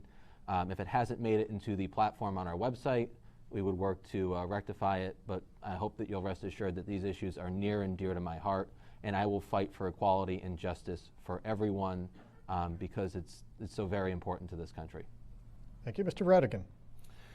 I'm the only child of a single mother. I grew up in Saranac Lake. I have an incredible appreciation for just how much more difficult it is as a woman in this society in a way that is structural. It is not just cultural. And the thing that has frustrated me the most, and the reason why I push as hard as I do politically to advance the ball, if you will, is we spend so much of our time trying to defend a line that's too far down. Instead of arguing about what Planned Parenthood funding or wherever the line is now, what we must do, and what I am doing and have been doing and will continue to do, is to fight to advance to full equality, whether it's in equal pay for equal work, whether it is in access to health care, whether it is in access to education, whether it's in access to small business, and that comes because of my dedication and my loyalty to my mother, who raised me by herself. Thank you. Ms. Wilson. I really appreciate your question, and I want to just say that I've marched with Planned Parenthood. I drove to Standing Rock. I led a divestment campaign right here in Plattsburgh upon returning. These issues are very important to me, and yet what I find to be the underlying issue here across the board is income inequality. And until we start to deal with that, we are not going to be able to mitigate the ideology wrapped up in the other larger social justice issues. Because when people's basic needs aren't being met and they're struggling and they feel like they're getting a raw deal, what we do as humans is we assign blame in order to understand why we're dealing with the situation we're dealing with. We do it as children, we do it as adults. And until we can take that edge off, that economic edge off, we're going to continue arguing about who's taking up the resources we're all fighting over. We're going to continue finger pointing, and now is the time to just try to get to the root of the problem and solve this larger issue. And these things that so many women and people across the country have fought so hard for so long are now being undone so quickly that if we can't get with the program, I just worry that, we're running out of time. And Ms. Go. First, I'd really like to say thank you for asking the question. As a candidate and looking at my website, I think that I'm communicating. I think that we're addressing all of these things in our social media. The difficulty is sometimes people miss it. And so it is so important as a candidate, but also as a representative, that if we think we're communicating, we need to communicate more. And so your question in many ways holds me accountable as a candidate to make sure that I'm getting those values out there to you and to other people in the community. I, like many people on the stage, have a history of working in the community, doing AIDS work at a time when people lost their homes, lost their jobs, fought for marriage equality and school funding. Those are the core values that we've been talking about all night. But I think what you bring up is important, and that's about communication and making sure that we as candidates are allowing everybody in the community, whether it's social media or our websites, to know where we stand and do a good job of that. Sandra, thank you very much. Appreciate it. Number 10. And I'm going to draw a couple more numbers. I appreciate you standing up the whole time, Sarah. If it's hard for folks to stand up, you can stay in your seat and come up. I realize that, Sarah, you were standing there for a good couple of minutes. And yep, and while we're doing that, we're going to pick a couple more numbers to get folks ready to go. Number 9 and number 7. This goes back in. Number 9 and number 7. Be ready to go. If you would, you don't have to come up and stand up if, but be ready to go.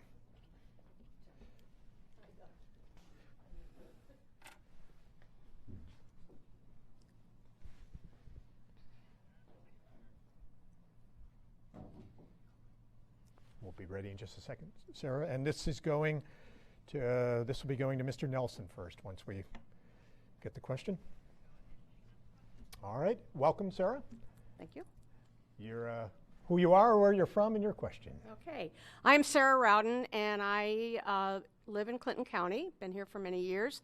I am the chairman of the Clinton County Democratic Committee, and therefore have had the opportunity to meet all of you, and I think this might be my 5th forum that I have sat through. So, but I do have a question, and this is a very practical question, all right? You're going to go through a primary, and for each one of you, there's 2 possible outcomes. You're going to win, or you're going to lose. My question is, if you win the primary, how are you going to unify the party? Because people are supporting all of you. There are different people. How are you going to unify the party? The second question, the second part to that is, if you lose, how are you going to personally support the winner? Mr. Nelson, we begin with you. So June 27th is going to be a big day for all of us when we get to take 5 disparate campaigns and pull them together behind who you all select to be your nominee. If I am so honored to be that nominee, I'll be reaching out to my fellow candidates here, and I'll be looking to put together meetings with them and their core volunteer teams. And I will show up and first and foremost listen. I will understand what it is they found faults in our campaign, where the deficits are, and I will make sure that everybody knows that they have a home inside our campaign, because only if we stand together do we have a chance to win. If y'all select somebody else to be your nominee, I'm going to take my leadership from the person that you have selected to be your leader. I'll make myself available. I'll make my understanding available. I will be there to support the campaign in whatever capacity that campaign and myself sees fit. Certainly be there to endorse, and from that point on, I'll take my lead from that campaign. And Sarah, thank you for your service to the Democratic Party here in Clinton County. It's the folks like you that make this change all possible. Mr. Redigan? Well, first of all, participating in this process gives you an incredible appreciation and hope for the country.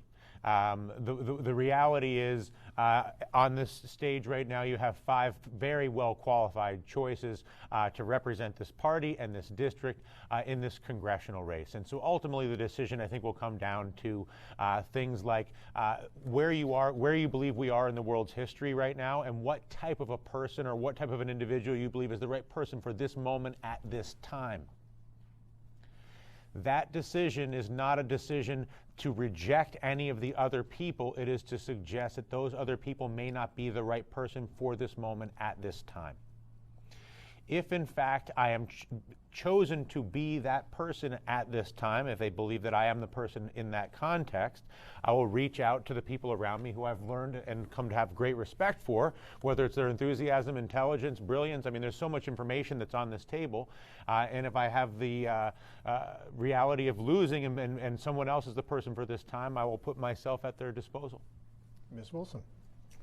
Well, what I'm very encouraged by is the way that at least most of us have already become very close and been working together, and it's pretty friendly.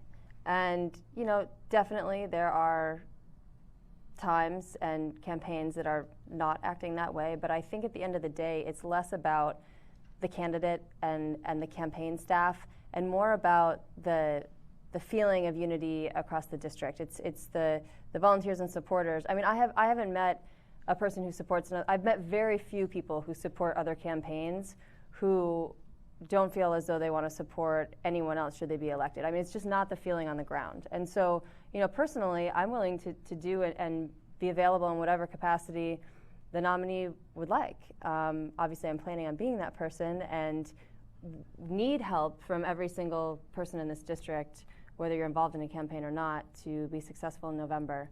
But I really don't think this is as big an issue as many people are worried about it being. Ms. Cobb.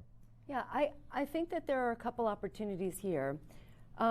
First and foremost, I think the chairs have an opportunity to lead. I think the chairs have let the communities lead, and it was the right thing to do, but I think after this election, it's an opportunity for the chairs to lead and say, okay, how will we get together? And I think as the winner, I think it's asking each of the people at the table here, including Sarah Eidelman, including David Mastriani, what are the gifts and the talents that they bring, and how would they, each of the people here, like to contribute, and the people on their team. As of tonight, we have 850 volunteers, all doing lots of different things, because different people have different talents. And so I'm assuming on every other campaign, that's the same. And so it's becoming a larger team. We are seeing mobilization like we have never seen. The Democrats got over 12,000 votes between us. That is amazing. And so we are unified, we are strong, and we will continue to be so into November and beyond. Ms. Martz.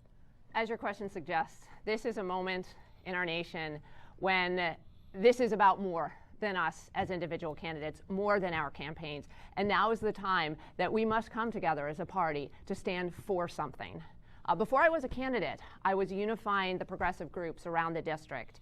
And we must come together again to unify around the Democratic nominee if we want to win in November. I plan to host a unity event on election night to bring all of the volunteers and the supporters of all of the campaigns together with Democrats so that we can declare in one voice, we are strong, we are united, and we will win. And after the primary is over, as the Democratic nominee, I would organize a summit to bring us all together again, volunteers, supporters, Democratic parties, so that we can decide how we want to move forward. If I am not so lucky, I will absolutely participate in that and play my role. We have no choice. I know it's hard, but we can unite. We must. That is how we win. Thank you. 30-second rebuttal, Ms. Cobb. Emily, I thank you. You have brought up the unity event, and I think it's a great idea, but I want you to know that I won't be there. And I'll be with my volunteers in the field till 9 o'clock at night. Anywhere I go from where I live here, which is a neutral community, is 2.5 hours. I'm going to be working till 9 o'clock at night. When I ran before, I worked till 9 o'clock at night. We had poll runners. We were calling people. And I'm going to be doing that. And that's not to diminish the idea of a unity event, but I want you to know that it won't be on election night. And I look forward to it when it happens. And Ms. Martz. This is an event that is open to all. And at the event, all candidates will be honored, along with our volunteers and our supporters. And I know that it is hard. And that is exactly why it has value. We will be a model for unifying Democrats across the nation. This moment, in this district, in this time, with this level of engagement, doesn't come around very often. And we cannot afford to let anything stand in our way of victory. And I hope everyone here watching comes to one of the events. Thank you, candidates. Thank you, Sarah. Thank you. We will bring up our next audience member.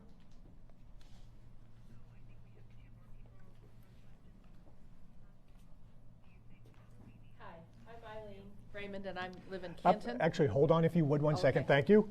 We just we have to get you focused, and then we'll be ready to go. So I know. Focused. All right, and welcome to our next audience member. Your name, where you're from, and your question. My name is Eileen Raymond, and I live in Canton. It's a long way from here. As the evening has gone on, I've been perpetually kind of confused, because it sounds to me like your conception of the role of a congressperson is to fix everything from the smallest dog catcher thing in a community to nuclear war. So my question for you is, as one congressperson and as one of the newest congresspeople in the 435 of them, can you identify a specific focus that you would like to attack and why you think you can be useful in solving that problem in your role as one congressperson and a new kid on the block? All right, Mr. Radigan, we start with you. So because of my personal history with the sitting members of our government, which goes back over a decade, and because I'm already a known person to them, in fact, some of our campaign donors have joked that they're giving us money because they know that I'm the only person that they don't want to have come there, because I'm so well known in that town for confronting them. Committee in the advancement of an infrastructure bank for investment in upstate New York and the use of antitrust law to break up the monopolies that have the stranglehold on our government, while simultaneously using the convening power of being a representative to put together a district dashboard that sets a set of mutual goals that I alone cannot fix, but that we as a collective can fix. And I believe that a micro focus on a district dashboard of what our goals are, along with reform and antitrust and a loud and strong voice, is a unique opportunity. Thank you. Ms. Wilson. I really appreciate this question because we do have a bit of a savior complex, and you know, with ego for days, it's easy to say, I'm going to show up and fix all your problems. I'm famous, I'm effective, I'm loud, or I'm, you know, whatever the adjective might be. However, the reality is that as a freshman congressperson, you don't have a lot of power. It doesn't really matter who you know. I mean, those relationships certainly come into play, but many of us on the stage have relationships in DC, and that's probably why we're drawn to this in the first place. What you can do, no matter who you are, is drive the conversation and be an effective negotiator on behalf of your constituents, and be willing to stand up to business as usual, be willing to not roll over and stick to D-trip talking points and, you know, be a good little Democrat or a good little Congresswoman. And that is exactly why I'm running right now. We are in a very unique political moment, and there is an opportunity to shift the conversation, and that's my objective. Ms. Cobb. Yeah, I think that one of the things that we're missing first and foremost is a congressperson who's present in the district. We have talked about solving problems. We've talked about health care and the environment. What we are missing is a person who really cares about constituents. The power of being able to call a congressperson and say, I have an immigration problem, can you help me? I'm a veteran, I'm filling out this form, can you help me? And that, to me, was work that I got to do on a very small scale as a legislator, but I see other congresspeople doing for their constituents, and I see what's missing in this district. So yes, I think that the skills that I have to get people to collaborate together and work together, I hope to bring, and that's part of constituent services. It's unifying this district. As I've gone around, people say it's so big. Well, it is big, but we are alike. We struggle with the same things, and having a congressperson who's advocating for all of us in Washington and communicating with all of us is really what we're missing, and as a freshman, makes no difference. The new person on the block can do that. Ms. Martz. I will be effective in Congress the same way that I've been effective here in the North Country, creating jobs, helping the solar industry expand, finding new markets for farmers, and that is by creating relationships and partnerships. In Congress, I will immediately start looking to build the relationships and build the partnerships with other members of Congress in rural areas, in areas that have the same concerns that we have here in the North Country. And I will also choose my committees wisely, because that is where agendas are set, are in the committee. And so one of the committees I'd like to serve on is the Education and Workforce Development Committee. And that is specifically to make sure that we have a strong voice coming out of the North Country that is dependent upon public schools, that is fighting against Betsy DeVos, whom Elise Stefanik is complicit with in her plan to cut billions of dollars from the Department of Education. If that happens, our public schools will suffer, and we need a voice in Congress setting the agenda, working in partnerships to keep that from happening. And Mr. Nelson. So what we here in the 21st Congressional District have the ability to control is 1/435th of the problem of the House of Representatives. No matter what you do with 1/435th, you are not going to solve all of the problems. But that does not absolve us of the responsibility to do the best we can with our 1/435th. But it is on the rest of the country to do their part as well so that we can work together and get things done. That's why we haven't waited to begin building relationships. As a candidate running as a Justice Democrat, running with campaigns across the country, and part of our plan is to build a caucus in the 116th Congress where we can work together. Working with Randy Bryce, Alexandria Ocasio-Cortez, Congressman Roca Hanna, Congressman Raul Gifalga, and others to advance an agenda and to have a concentrated seat of power to actually get things done. And looking for opportunities that you might not think about. We can work with the Freedom Caucus on national security, and we can work with them on dealing with domestic surveillance of American citizens through warrantless spying. So there are areas of agreement where we can get things done. Thank you. Eileen, thank you very much. Thanks for driving all the way over from Canton to be with us today. Number 7, you're up, seeing that it's 8:45. Number 7 will probably be our last question of the evening. Okay, I'm Leonard Moore, and I'm from Plattsburgh. Hold on one second if you would, sir. sorry. Okay. We'll get you in. Give me my cue. I know. We'll give you a cue. Ms. Wilson will be beginning with you on this question. And as soon as we... Take it easy on me, Leonard. Okay. As soon as they're ready for you. All right. Welcome. Your question, who you are, where you're from, and your question for the candidates. I'm Leonard Moore. I'm from Plattsburgh. And I am particularly concerned about the issue of voting rights over the last couple of decades in the United States. And I think we've seen it hurt our democracy in countless ways over the last 20 years, particularly over the last 10 years. The Voting Rights Act was gutted by the Supreme Court in 2013. There was a major decision giving more powers to the state to move people off the voting rolls by the Supreme Court yesterday. And what I would like to know is if you have the opportunity as a representative in Congress to address the issue of voting rights and everything that's happened to voting rights over the last 20 years, what would you do? What would you support? Would you support a new Voting Rights Act? If you did, what would it look like? Would you support a constitutional amendment to protect voting rights in a more fundamental way than they've been protected in the past? Arguably, voter suppression made a huge difference in the election of 2016. So I'd like to know where you stand on that issue. Ms. Wilson, we begin with you.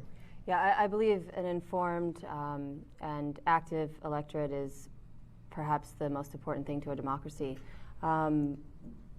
Certainly, same-day registration, instant registration. There's actually a member of our team, it's on the ballot in Nevada, and these are the kinds of things that affect everyone. That it's like campaign finance reform. It's something that underpins so many of these larger issues we're talking about, and yet it's not a bread and butter issue. It doesn't come up that often in a rural district, certainly in a general election. But Colorado is doing something really interesting. They rolled it out, I believe, just this year, maybe a couple of years ago. But they are mailing everyone a ballot, so every registered voter gets a ballot. And if you're an independent, you get to choose whether you want to vote for a Democrat or a Republican. And the argument is that, oh, well, there's too many false votes. But they've actually looked at the data. So this must be at least the second or third year. And they've looked at the data, and it's happened a handful of times where someone mailed in their mother's card. So I think that there are innovative ways to address this issue, and it's certainly something that I would commit to looking at very closely and fighting for in Congress. Thank you. Ms. Cobb. Yeah, this is why elections matter. Precisely this. We are at I said in the beginning, we are at a crossroads. Our rights are being chipped away at, and we have to stand up to that. When I was a legislator, we implemented the Help America Vote Act, which now our election system, we have ballots that are electronic, but now we know that there are some cybersecurity issues. So I'm going to expand what you've said. It's about access to the polls. It's about cybersecurity and not making sure that our rolls are not purged from someone else. And it's about making sure that the states are not suppressing the vote. Sometimes states have rights. Sometimes the federal government is the arbiter of securing our freedoms and our equality. And in this case, it's the federal government. The federal government must lead and ensure that every person has a right to vote. And the states cannot be left to their own devices in terms of this because of the risk that we are facing right now. Thank you. Ms. Martz. I would support any legislation at the congressional level that would create federal standards for ensuring that everyone has access to voting, because this is bringing up the fact that the lack of people's voices are being heard, and that's why I'm running for Congress, to listen to your stories. When I was down in Argyle, there's a young mother whose son has a disability that restricts his capacity to speak. And there is technology out there that would allow him to communicate, but because of the lack of broadband in our district, he is unable to speak with his family in his own home. And these stories are falling on deaf ears in Washington. And I have been traveling around the district over 40,000 miles, listening to you to bring our stories to Washington. Whether it's the family who did have to choose between health care or financial bankruptcy, or the teacher who sends her kids home with food to make sure that they have a meal. These are the stories that matter to me. These are the voices I will bring to Washington, and that's why I'm asking for your vote on June 26th. Mr. Nelson. So one of the things I find interesting about the Voting Rights Act is that it singled out specific states for heightened scrutiny on their voting laws.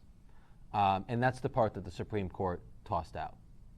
But one of the states that was left off is the state that has perhaps the worst election laws in the entire country, and that's New York State. We don't have early voting. We have long voter registration deadlines. We don't have vote by mail. And if you wanted to become a Democrat to vote in this primary, you had to register by October 13th of 2017.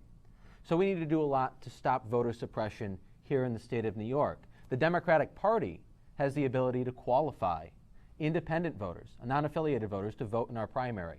A resolution was introduced in the State Democratic Committee and it was tabled without debate, and the Democratic Party in the state of New York should not be complicit in voter suppression in the state of New York. We need to reform our entire electoral system so that people have an access to vote. We also need to reform the voting system to get rid of the spoiler effect so that Greens and Democrats stop fighting with each other and can work together to fight Republicans who are destroying things that we both believe in. And Mr. Radigan. What you mentioned is one of a myriad of issues that it's the very foundation of my campaign. The reason I'm running for Congress is because we have a broken political system that can be fixed and must be fixed. As I mentioned, we are at a moment in time where not addressing this provides a tremendous amount of risk to the well-being of ourselves, our families, our children. Restricting the vote is just one in a myriad of issues. The very way we gerrymander our districts to ensure that 90% of the time, no matter what the voting rights are, the person keeps their job, even with a 10% approval rating. They use the gerrymander and the suppressed vote to then take the money of the weapons companies, the pharmaceuticals companies, the banks, and make policies at our expense. So yes, the voting right issue must be dealt with, but it is part of a portfolio of political reform that must happen, needs to happen right now in order to not only correct the course, but to realign our government to actually represent the people of this country as opposed to allow it to be as detached as it is through the voting rights issues, the gerrymandering issues, and all the other issues that empower them to abuse us at the monopolies that control our government right now. Ms. Cobb, 30 seconds for rebuttal. Yeah, it's not really a rebuttal, but it's really a call to action, and that is we have a vote coming up. So for everyone who are Democrats, please get out and vote. You see our lawn signs everywhere. Please vote, and vote in November. The reality is lots of people have to overcome many barriers to vote, but we don't in this country. I mean, we're not hopefully going to be shot like many other countries. So our excuse is small compared to so many people in the world. So I just implore people, please vote. Ms. Martz. There are 2 weeks left to Election Day, and I'm sure you can identify 5 of your friends who have yet to be engaged in this process. And I ask you to think about those tonight and to make it a goal of yours that between now and June 26th, that you figure out what matters to them, you convince them that if they don't vote on June 26th, they are doing themselves and their children and their families a grave disservice, and you offer them a ride to the polling place. Thank you. Leonard, thank you very much for the question. Candidates, I'm sorry, Katie, did you? Well, yeah, I was just going to play my card so I could get the last word of the debate. Last word? No, we'll be here all night. Go right ahead. No, thank you for your question. All right, thank you. Candidates, thank you all for participating tonight. Also, thanks to our panelists for asking the questions, our audience members, also to our volunteers with the League of Women Voters of the North Country, and thanks to those of you watching at home tonight and online all across Northern New York. If you're eligible to vote in the Democratic primary on Tuesday, June 26, please do your part and vote. For all of us here at Mountain Lake PBS, I'm Tom Alec. Thanks for watching. Have a good night.